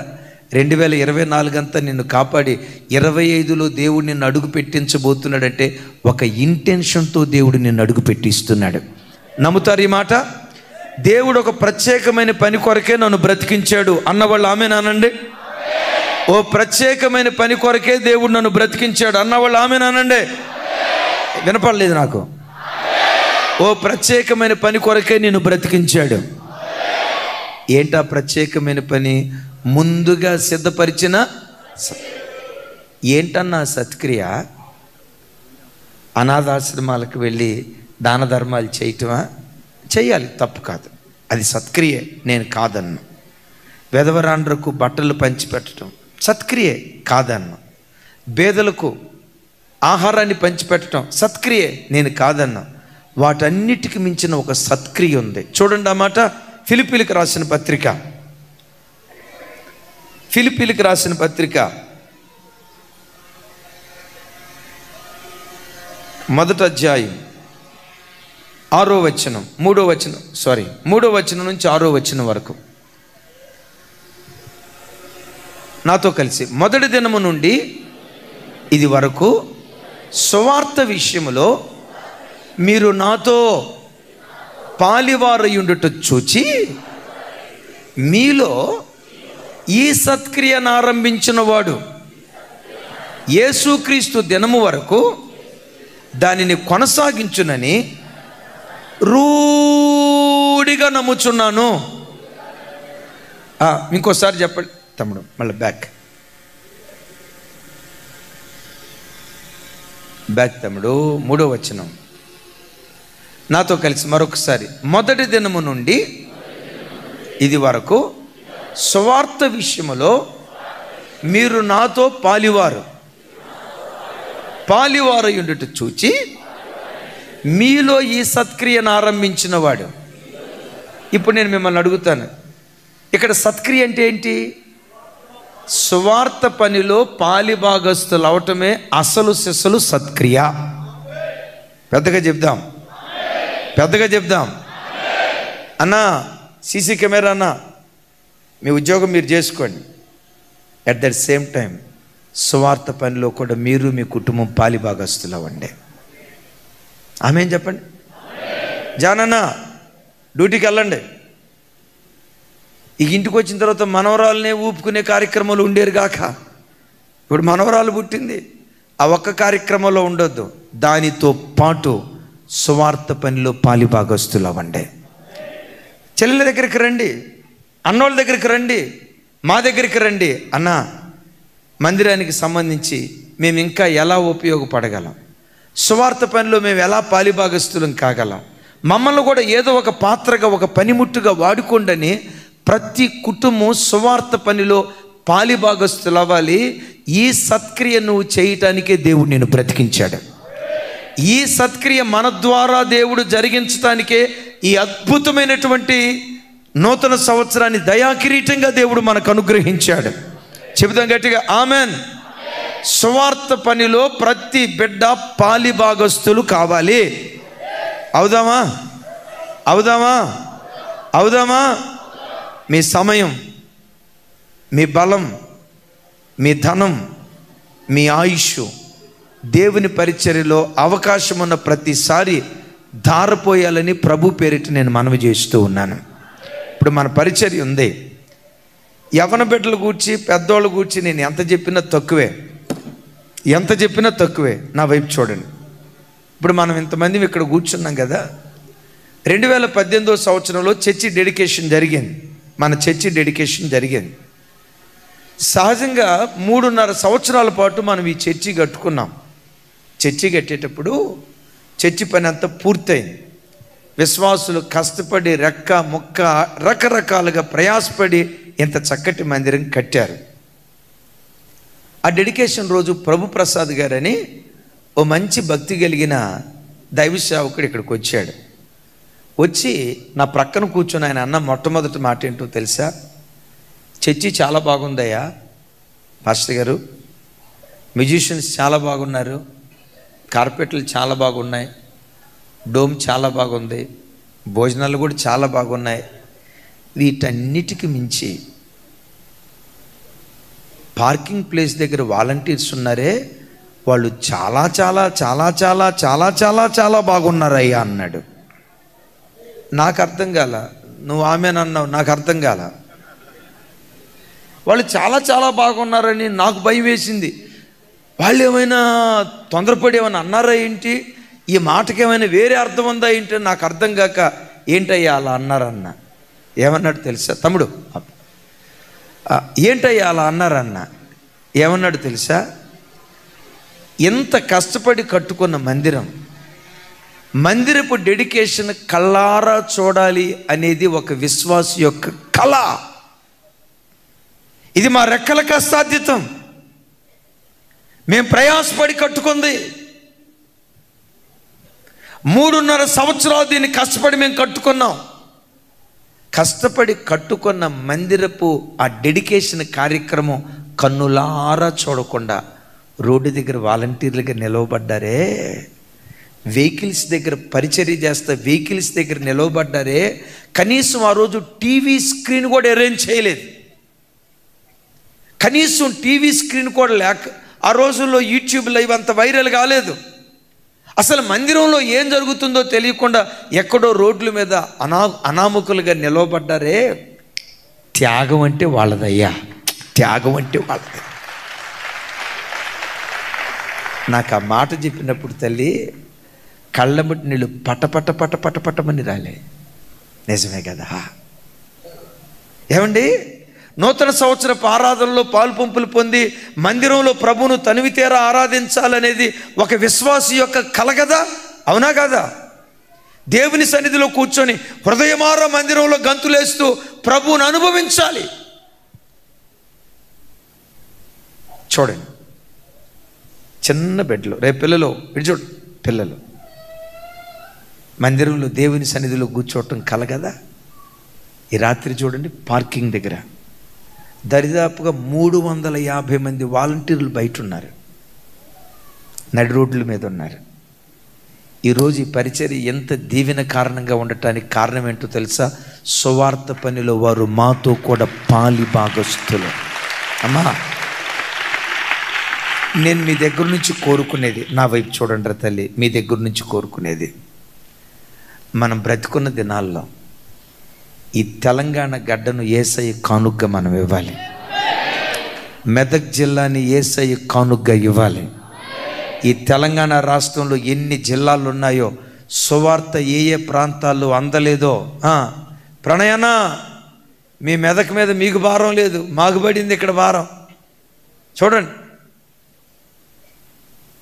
మన తెలంగాణ గడ్డలో సువార్త అందని ప్రాంతాలు ఏవేవైతే ఉన్నాయో వాటన్నిటినీ యేసయ్య కానుగ్గా సమర్పిద్దాం. మీరందరూ సువార్త పనిలో పాలిభాగస్తులు అవుదురుగాక. అవుతారా? వాల్ పోస్టుల పరిచర్య ఉంది, వస్తారా? కామారెడ్డిలో మీటింగ్స్ ఉన్నాయి జనవరి. నువ్వు బోయాజా, నువ్వు రాకపోతే నేను కొడతా, నీ ఇష్టం. 15, 16, 17 సువార్త కోటాలు. పిల్లలు ఖాళీగా ఉన్నారంటే చాలమ్మా, దేవుని పనికి పంపించేయండి. ఈ పిల్లలు ఉన్నారు చూసారు, వీళ్ళని చూడండి. శనివారం 5ంటికి వస్తారండి, దోతలు వచ్చినట్టు వస్తారు. అసలు ఒక్కొక్కడు పీటీ ఉషా పరిగెత్తినట్టు పరిగెత్తుతారు. ఆడు చూస్తే ఇట్లా ఉంటాడు. ఎంత పని చేస్తారంటే అంత పని చేస్తారు, పరిగెత్తారు, మందిరం అంతా తిరుగుతారు. మీరు చూడండి, ఈ పిల్లలు పెరిగి పెద్దవాళ్ళ యవ్వనస్తులైన తర్వాత కూడా దారి తప్పరు. ఎందుకో తెలుసా? సమూయేలులాగా దేవుని నీడలో పెరుగుతున్నారు. Praise the Lord. ఏమండి, వీళ్ళలోకి లోకం నేను గమనిస్తూ ఉన్నానండి. పాత విశ్వాసులోనైనా కొత్త విశ్వాసులోనైనా మందిరం పరిచర్యని మందిరపు పరిచర్యలో పాలిభాగస్తులైన యవ్వన బిడ్డలు ఎక్కడ పాపంలో పడకుండా బిడ్డలు పవిత్రంగానే బ్రతికారు. ఉద్యోగాన్ని బట్టో, చదువును బట్టో, కాలేజీని బట్టో, ఒకవేళ వాళ్ళకున్న అననుకూలతను బట్టో మందిరం అంటే నిర్లక్ష్యం, కారణం ఏదైనా పరిచర్యకు దూరంగా ఉన్న పిల్లలు మాత్రం ఒకళ్ళిద్దరూ దారి తప్పినట్లుగా నేను చూశాను. జార్జన్ ఒకసారి చెప్పారు, పరిచర్యకు దగ్గరయ్యే కొలది లోకం నాకు దూరం అయిపోయిందని. చప్పుడు గుర్తు దేవునికి స్తోత్రాలు చెప్దాం. ఏంటి ఆ మాట చెప్పండి? పరిచర్యకు చెప్పాలి, పరిచర్యకు. ఇంకో మాట చెప్పాలంటే అద్భుతం. ఎమాన్యుయల్ మినిస్ట్రీస్కి ఇది గోల్డెన్ పీరియడ్. దేవుడు సరి అయిన సమయంలో మంచి సేవకుల్ని ఇచ్చాడు. మా కొరకు ప్రాణం పెట్టి మీలాంటి భక్తి కలిగిన విశ్వాసులను దేవుడు వరంగా దయచేశాడు. చాలా సంవత్సరాల నుంచి మెదక్ టౌన్ పట్ల మా గుండెల్లో చాలా భారం ఉండేది. జార్జ్ అన్న మేము మాట్లాడుకునేటప్పుడు మెదక్ టౌన్లో మనకు గ్రిప్ దొరకాలి తమ్ముడు, మెదక్ టౌన్లో మనకు ఆత్మలు దొరకాలి తమ్ముడు, పదే పదే మాట్లాడుకునే వాళ్ళం, ఏడ్చేవాళ్ళం. అద్భుతం తెలుసా, మెదక్ టౌన్లో సెంట్రల్ చర్చిలో ఉన్న విశ్వాసులు పరిచర్యని ఎంత ప్రేమిస్తారో అంత ప్రేమించే ప్రజలను మెదక్లో నుంచి దేవుడు లేవనెత్తాడు. దేవుడు మందిరపు స్థలం ఇచ్చాడు. నా హృదయపూర్వకంగా నమ్ముతున్నాను, మిమ్మల్ని పురికొల్పాలని కాదు, ఏదో సంతోషం పుట్టించాలని కాదు. ఒకరోజు రాబోతుంది సోరారంలో ఉన్న మందిరం కంటే మెదక్లో ఇంకా రెట్టింపైన పరిచర్య ఆ ప్రాంతంలో జరిగేటట్లుగా దేవుడు ద్వారాలు తెరవబోతున్నాడు. అమ్మా మెదక్కోళ్ళు ఎవరైతే ఉన్నారో ఒకసారి చేతులు ఎత్తండి చూద్దాం, మీకు దండం పెడతాం. ఒకసారి చాలా భక్తి కలిగిన వాళ్ళమ్మా, దేవుడు మాకు అనుగ్రహించినటువంటి కానుకలు మీరు, మిమ్మల్ని మీ కుటుంబాలని నా దేవుడు దీవించి వర్ధిల్ల చేయునుగాక. సువార్త పనిలో మనమందరం ఏం కావాలి చెప్పాలి. సువార్త పనిలో మనం పాలిభాగస్తులం కావాలి. ఈ ఇంటెన్షన్తో దేవుడు నిన్ను బ్రతికించాడు. అనండి, రేస్ కాదు, ఇంక 24 గంటలు రేస్ అయితే అట్ట. Rise, R stands for righteousness. విన్నారా? A stands for amazing. ఇప్పుడు విన్నాం కదా. I stands for intention. ఒక ప్రణాళికతో ప్రభు నిన్ను బ్రతికించాడు. ఈ నూతన సంవత్సరం దేవుడు ఎందుకు ఇచ్చాడో తెలుసా? లక్షల కొలది ఆత్మలను ప్రభు తట్టు త్రిప్పాలనే ఆశతో మరో నూతన సంవత్సరంలో అడుగు పెట్టడానికి దేవుడు కృప చూపించాడు. రైట్? ఎలా మన దుఃఖ దినాలు సమాప్తం చేస్తాడు? నీ జనులందరూ నీతిమంతులయ్యేటట్లుగా చేస్తాడు. ఆయన నాటిన కొమ్మగా దేవుడు మనలను పెంచుతాడు. ఎస్, ఆయన చేతి పనిగా చేసినటువంటి మనలను సత్క్రియలు చేసేటట్లుగా దేవుడు మనలను పురికొల్పుతాడు. ఆ తర్వాత మాట రాసి ఉంది, నాకు బహు ఇష్టమైనటువంటి మాట. చూడండి, 60వ కీర్తన చివరి చరణం, 22వ చరణం. వారిలో ఒంటరి అయిన వాడు, ఎన్నిక లేనివాడు బలమైన జనమగును, యెహోవానగు నేను. చెప్పాలి, యెహోవానగు నేను తగిన కాలమున ఈ కార్యము త్వరపెట్టుదును. తగిన కాలమున ఈ కార్యమును ఎట్లా, దేని కొరకు త్వర పెడతాడట? వారిలో ఒంటరి అయిన వాడు 1000 మంది అవుతాడు. యేసు నామం పేరిట ఈ 2025వ సంవత్సరం ఒక్కొక్క విశ్వాసి 1000 మంది అగుదురుగాక. ఇది కూడా పెద్దగా చెప్పకపోతే ఎట్టగమ్మా? అమ్మ పద్మానగర్ తల్లి, పెద్దగా చెప్పండి. ఒక్కొక్కళ్ళు 1000 మంది అనుకోండి. ఈ రాత్రి ఒక 5000 మంది వచ్చామనుకోండి. 5000 ఇంటూ 1000, ప్రతి ఆదివారం ఒక గుడారాల పండగలాగా జరగాల. మేము సంపూర్ణ ఆరోగ్యంతో ఉన్న దినాల్లోనే హైదరాబాద్ పట్టణంలో ఔటర్ రింగ్ రోడ్డు దగ్గర గుడారాల పండగ తెలంగాణ ప్రాంతంలో, మన ప్రాంతంలో జరగాల. అందరూ రండి. వస్తారా? ఎంతకీ ఎక్కడన్నా అడగొద్దు, వస్తామనండి అంతే. అక్కడే మీకు భోజనాలు. రొయ్యపొట్టు కారం ఉండదమ్మా అక్కడ, మాకు తెలియదు. మీకు తెలుసా? ఐపీసీలో పెరిగిన వాళ్ళు ఎవరైనా ఉన్నారు ఇక్కడ?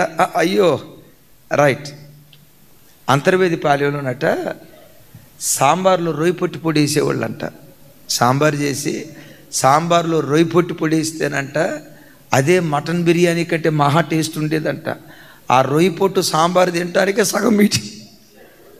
అట్లనేం కాదు, ఆ రోజుల్లో పరిశుద్ధాత్మ అభిషేకం, దేవుని కృప అంత బలంగా. ప్రభు చిత్తమైతే జనవరి నెల 13వ తారీఖు అక్కడికి వెళ్ళబోతూ ఉన్నాను.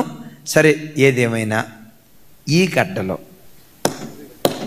మీరు సంపూర్ణ ఆరోగ్యంతో ఉన్న దినాల్లో సీనిబాబు తల్లి, అమ్మా నాకు మోకాలు నొప్పి గారు, అదే అప్పుడు కొన్నడితే వచ్చేదాన్ని కదా అనేటట్లు లేకుండా మీరు సంపూర్ణ ఆరోగ్యంతో ఉన్న దినాల్లోనే దేవుడు దాన్ని ఇచ్చునుగాక.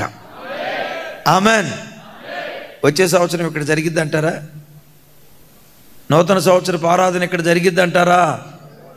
జరగదా? సరే, ఎక్కడ జరిగిద్దో చెప్పాయి అది కూడా.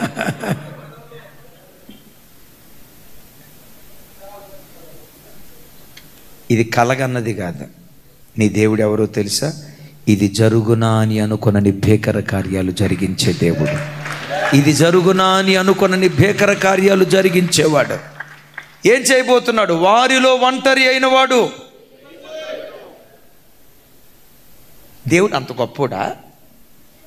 అంత గొప్ప కార్యం చేస్తాడా? ఈరోజు ప్రపంచ జనాభా ఎంత మీకు తెలిసి చెప్పండి, ఒక రాయేయండి. ఎంత? ప్రపంచ జనాభా 120 కోట్ల. అది 120 కోట్లు భారతదేశ జనాభానే దాటిందిరా నాయన. 750 కోట్లు దాటింది. తమ్ముడా బాగున్నావా? ఆళ్ళగడ్డ బంగాళదుంప. ఆళ్ళగడ్డ నుంచి వచ్చాడు తమ్ముడు. ఆళ్ళగడ్డే కదా. ప్రశాంతంగా కూర్చున్నాం నీ పేరుకు తగ్గట్టుగానే. ఉపవాస ప్రార్థనలకు వచ్చారు. యేసయ్యకి మహిమ కలుగును గాక. నేను ఆదోని వెళ్తే ఆళ్ళగడ్డ నుంచి ఆదోని వచ్చాడు తమ్ముడు. ఆళ్ళగడ్డ నుంచి ఆదోనికి ఎంత దూరం ప్రశాంత్? 250 కిలోమీటర్, 250 కిలోమీటర్ల దూరం వచ్చాడు. సరే, దేవునికి మహిమ కలుగును గాక. ఇప్పుడు ప్రపంచంలో ఎంత జనాభా ఉందని చెప్పుకుంటున్నాం? ఈ 800 కోట్ల మంది ప్రజలు ఒకే వ్యక్తిలో నుంచి వచ్చారు. తెలుసా మీకు?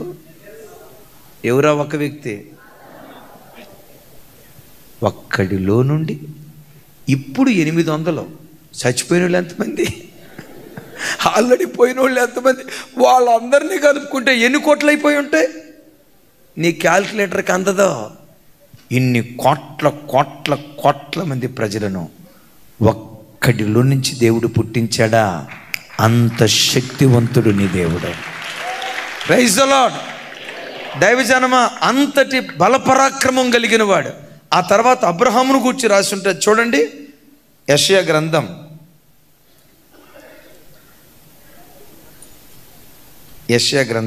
51వ అధ్యాయం మొదటి 2 వచనాలు చూడండి ఒకసారి. యెషయా గ్రంథం 51వ అధ్యాయం మొదటి 2 వచనాలు. 2వ వచనం చూడు తమ్ముడు. 2వ వచనం. మీ తండ్రి అయిన అబ్రహాము సంగతి ఆలోచించుడి, మిమ్మును కనిన శారాను ఆలోచించుడి. అతడు ఒంటరి అయి ఉండగా నేను అతనిని పిలిచి తిని, అతనిని ఆశీర్వదించి అతనిని పెక్కుమంది యగునట్లు చేసి తిని. ఎప్పుడు పిలిచాడట? దైవజనమా, ఇది ఎక్స్పాన్షన్కి గుర్తుగా ఉంది. అయితే వీళ్ళని ఎప్పుడు ఎక్స్పాండ్ చేశాడు? బైబిల్లో రాయబడిన మాట ఒంటరి అయి ఉండగా. నా వైపు చూసి సమాధానం చెప్పండి. యాకోబును దేవుడు ఎప్పుడు ఆశీర్వదించాడు? పెద్దగా చెప్పాలి. యాకోబును దేవుడు ఎప్పుడు ఆశీర్వదించాడు? భార్య పిల్లలతో ఉన్నప్పుడు ఆశీర్వదించాడా? ఒంటరిగా ఉన్నప్పుడు ఆశీర్వదించాడా? ఒంటరిగా ఉన్నప్పుడు ఆశీర్వదించి పెక్కుమంది అగునట్లుగా దేవుడు చేశాడు. నీ జీవితంలో కూడా ఒంటరిగా ఉండటం నేర్చుకో. ఆమేన్. ఒంటరిగా ఉండటం అంటే ఈ మాట పట్టుకొని ఎవరితో మాట్లాడకుండా ముఖం ఎంత లావు పెట్టుకొని ఆ లోపట ఏదో గదిలోకి వెళ్ళి అమ్మ ఒంటరిగా ఉన్నామంటే, అన్న 2025 సంవత్సరం జనవరి ఏం వాక్యం చెప్పారు? ఒంటరిగా ఉండమన్నారు కదా. కాదు. దేనికి ఒంటరిగా ఉండాలో తెలుసా? దేవునితో గడపటానికి నువ్వు ఒంటరిగా మారిపో. దేవునితో గడపటానికి ఒంటరిగా మారిపో. దేవునితో ఏకాంతంగా నువ్వు గడిపితే నువ్వు ఒక ప్రభంజనం అయ్యేటట్లుగా దేవుడు కార్యం చేస్తాడు. విప్లవం నీ ఇంటిలో నుంచి దేవుడు పుట్టించడం ప్రారంభిస్తాడు. అతడు ఒంటరి అయ్యుండుట చూచాడు యబ్బోకు రేవు దగ్గర. దైవజనమా, నా వైపు చూడండి. ఇక నేను ముగించబోతున్నాను. ఈ 2025 సంవత్సరంలో ఏకాంత ప్రార్థనా స్థాయి నువ్వు అధికం చేసుకుందువుగాక. ఏ ప్రార్థనా స్థాయి? ఎప్పుడు ఒంటరిగా ఉన్న ఆ ఒంటరితనంలో దేవునిని జంటగా చేసుకొని దేవునితో నువ్వు ఎక్కువగా గడపటం ప్రారంభిస్తే ఈ 2025 సంవత్సరం విస్తరింపచేసి నీ దుఃఖ దినాలు దేవుడు కొట్టేస్తాడు. ఒకసారి నాతో కలిసి మాట చెప్పండి. Rise. R stands for righteousness, A stands for amazing, తర్వాత పెద్దగా చూపించిన తమ్ముడా. I stands for intention. మన మీద దేవునికి ఒక ఉద్దేశం ఉంది, ఆ ఉద్దేశాన్ని దేవుడు నెరవేరుస్తాడు. S stands for spreading. Spreading అంటే విస్తారం. ఆఖరి మాట ఎన్నిక లేనివాడు. బైబిల్లో ఎక్కడైనా మీరు చూడండి, ఎన్నిక లేని వాళ్ళనే పట్టుకున్నాడు, ఊరు పేరు లేని వాళ్ళని పట్టుకున్నాడు. ఊరు పేరు వాళ్ళని పట్టుకొని వాళ్ళని లేవనెత్తి ఊరూరా దేవుడు ఊరేగించాడు. ఎవరిని పట్టుకున్నాడు ఆయన? చెప్పాలి. ఊరు పేరు లేని వాళ్ళని పట్టుకొని, అసలు వీడికి ఏ పేరు లేదు, అనామకుడు అని అనుకుంటారు చూసారా, ఆ ఊరు పేరు లేని వాళ్ళని పట్టుకొని వాళ్ళని ఒక ధ్రువతారలాగా దేవుడు నిలవబెట్టాడు. యేసయ్యకి మహిమ కలుగును గాక. దావీదు అని అంటారు కదా, దావీదు ఆయన ఎలాంటి వాడో, ప్రజలు తనని ఎలా చూస్తా వచ్చేవాళ్ళో ఆయన తన గూర్చి చెప్తాడు. 22వ కీర్తన 6వ చరణం. నాతో కలిసి చెప్పండి. నేను నరుడును కాను, పెద్దగా, నేను నరుడును కాను, నేను పురుగును, నరుల చేత నిందించబడిన వాడను, ప్రజల చేత తృణీకరించబడిన వాడను. అసలు ఆ మాట చూడండి. నా వైపు చూడాలరా తల్లి. కొన్నిసార్లు కొంతమంది నా దగ్గరకు వచ్చి ఏడుస్తా, అన్నా నన్ను మరీ గోంగూరలో ఖాళీ పూర్తి చేయండి చెప్పాలరా తల్లి. మీరు అనే మాటలే కదా, గోంగూరలో పురుగులాగా చూస్తారన్నా, మా ఇంట్లో నాకు విలువే లేదన్నా, గోంగూర పురుగుతో సమానంగా ఎంచుకుంటారన్నా అంటారు. నేను వాళ్ళతో అంటా, ఏం భయపడకు, నువ్వే కాదు దావీదు కూడా అట్లాగే ఎంచబడ్డాడు. అట్లా ఎంచబడ్డాడు కాబట్టే ఎన్నిక లేని వాడిని బలమైన జనంగా దేవుడు మార్చాడు. ఆమెన్. ఎప్పుడైనా పెట్టలరా, దేవుడిని నిన్ను హెచ్చించే ముందు తృణీకరింపజేస్తాడు దేవుడు. ఎందుకో తెలుసా? ఆ తృణీకారాలు అనుభవించి రేపు అది ఒక గొప్ప సాక్ష్యంగా నీ బ్రతుకులు మారబోతుంది. నమ్ముతారా ఈ మాట? తృణీకారాలు అనుభవించిన తర్వాత అనుభవించే దినాలు అనుకుంటావు, అసలు దేవుడు పట్టించుకోవట్లేదు నన్ను. ఒక స్థాయిలోకి వెళ్ళి ఈ పాట కూడా వస్తుంది, ఉన్నావా, అసలు ఉన్నావా, ఉంటే నాకెందుకు గతి పట్టింది. ఆ స్థాయి కూడా వెళ్తుంది. ఎందుకో తెలుసా? ప్రజలు పురుగులాగా ఎంచటం, తృణీకరిస్తూ మాట్లాడటం, ఎగతాళి చేయటం, ఇలాంటి పరిస్థితులు జరుగుతున్నప్పుడు కృంగిపోతావు. ఒక మాట చెప్పంటారా, ఆ స్థితి నీకు వచ్చిందంటే ఈరోజు నువ్వు తృణీకరించబడుతున్నావంటే రేపు మూలకు తలరాయిగా దేవుడు మార్చబోతూ ఉన్నాడు. చెబుతాం గట్టిగా ఆమెన్. నేను నరుడను కాదు, ఇంకోసారి చెప్పాలి, నేను నరుడను కాదు పురుగుని. మరి పురుగులాగే ఉందా? ఈ పురుగు ప్రపంచాన్ని తలకిందులు చేసే మహా గొప్ప రాజు అయ్యాడు. ఆయన హెచ్చించబడిన తర్వాత దేవుడు ఒక మాట అంటాడు, నీ నడుములో నుంచి ఒకడిని నేను పుట్టించబోతున్నాను. ఏనండి మాట, నీ నడుములో నుంచి ఒకడిని నేను పుట్టించబోతున్నాను, అతని సింహాసనం శాశ్వత కాలం ఉంటుంది. ఇంతకీ దావీదు నడుములో నుంచి పుట్టినవాడు ఎవరు? ఆయన సింహాసనం శాశ్వత కాలం. ఎవరి సింహాసనం?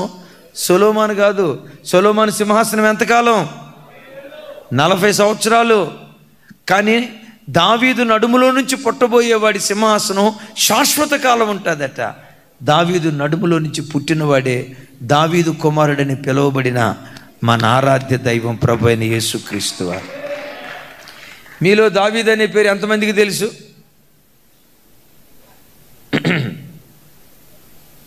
నాని ఇట్రాను, చాలా మంచివాడు నాని.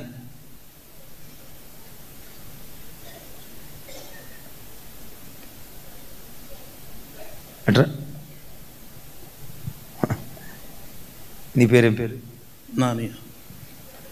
మీ నాన్న పేరేం పేరు? రాజు. మీ తాత పేరేం పేరు? అర్జయ్య. మీ ముత్తాత పేరేం పేరు?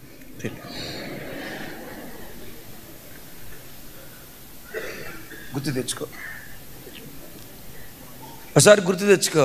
వీళ్ళేమినోరు రచన వచ్చేటప్పుడే గుర్తు తెచ్చుకో. వేరే జాషు, నువ్వు తమ్ముడు, నువ్వు కూడా ఇట్రా, త్వరగా రండి. మీ నాన్న పేరు ఏం పేరు? నాగేశ్వర్. మీ తాత పేరు ఏం పేరు? ముక్కర్. వీడు తాత దగ్గరే పోయాడు, అవుట్, వద్దులేక. మీ నాన్న పేరు? తిమోతి. మీ తాత పేరు? ఎలియాజర్. మీ ముత్తాత పేరు? తెలీదన్న. దావీదు తెలుసా? తెలుసన్న. మీ చుట్టవా? దావీదు తెలుసా? తెలుసు. తెలుసు. మీ ఊర్లో దావీదు కాదు. దావీదు ఎప్పుడోడంటే ఎప్పుడోడక్క? క్రీస్తు పూర్వం 1000వ సంవత్సరానికి చెందినోడు. 1000వ సంవత్సరానికి చెందినోడు. 3000 సంవత్సరాలు అవుతున్నా ఆయన పేరు మారుమోగుతూనే ఉంది.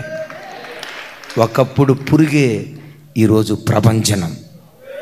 నా చేతులెత్తి దీవిస్తున్నా, దావీదు దేవుడే నీ దేవుడు, దావీదు దేవుడే నీ దేవుడు, దావీదు దేవుడే నీ దేవుడు. సాక్ష్యం లేని నీ బ్రతుకును ఒక మధురమైన సాక్ష్యం కలిగిన జీవితంగా దేవుడు మారుస్తాడు. ఈసారి అడిగినప్పుడన్నా కనుక్కొని రండి. కనుక్కోవడానికి చెప్పేవాళ్ళు ఉంటేగా, వాళ్ళకే తెలీదు. యేసయ్యకు మహిమ కలుగును గాక. ఈ 5 కార్యాలు, రైజ్, రైచియస్నెస్, అమేజింగ్, ఇంటెన్షన్, ఒక ప్రణాళిక ప్రకారం దేవుడు నేను పుట్టించాడు. స్ప్రెడింగ్, విస్తరణ. నీ చేతి పనులు విస్తరించునుగాక, నీ వ్యాపారం విస్తరించునుగాక, దేవుడు మనకిచ్చిన పరిచర్య 1000 అంతలుగా విస్తరించునుగాక. లాస్ట్ వన్, ఎఫిషియంట్, సామర్థ్యం. ఒక పురుగును సామర్థ్యం కలిగిన వాడిగా దేవుడు మార్చాడు. ఈ 5 కార్యాలు మన బ్రతుకులో ఈ సంవత్సరం చేసి యేసు నామం పేరిట దుఃఖ దినాలు దేవుడు సమాప్తం చేయునుగాక. అందరూ మోకరించుదాం. ఈ ప్రవచనపు మాట మనందరి జీవితాల్లో దయగల దేవుడు స్థిరపరిచి నిశ్చయంగా నెరవేర్చున్నట్లుగా స్తోత్రాలు చెప్దాం.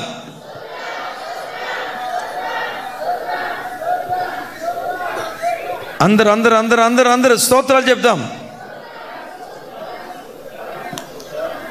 ఈ వాగ్దానం మా జీవితంలో నెరవేర్చేసాయా, ఈ వాగ్దానం మా జీవితంలో నెరవేర్చేసాయా, ఈ వాగ్దానం మా జీవితంలో నెరవేర్చేసాయా అని ఒక్క క్షణం 2 చేతులు పైకెత్తి, ప్రభా ఈ వాగ్దానం నెరవేర్చు నాయన, మా పరిచర్యలో నెరవేర్చాయా. వారిలో ఒంటరి అయిన వాడు 1000 మంది అవుతాడన్నావు. Thank you Jesus. ఎన్నిక లేని వాడు బలమైన జనం అవుతాడన్నావు. ఆ మాట మా జీవితంలో నెరవేర్చేసాయా, ఆ మాట మా జీవితంలో నెరవేర్చేసాయా. నిశ్చయంగా దేవుడు నెరవేర్చునుగాక, నిశ్చయంగా దేవుడు నెరవేర్చునుగాక. ఆమేన్. ఇంతవరకు ఓపికతో విన్నందుకు మీకు అందరికీ కృతజ్ఞతలండి. ఇంతవరకు నా ఛానల్ సబ్స్క్రైబ్ చేసుకోకపోతే దయచేసి సబ్స్క్రైబ్ చేసుకోండి, లైక్ చేయండి, షేర్ చేయండి. ఇంకా లేటెస్ట్ వీడియోల కోసం బెల్ ఐకాన్ మీద క్లిక్ చేయండి.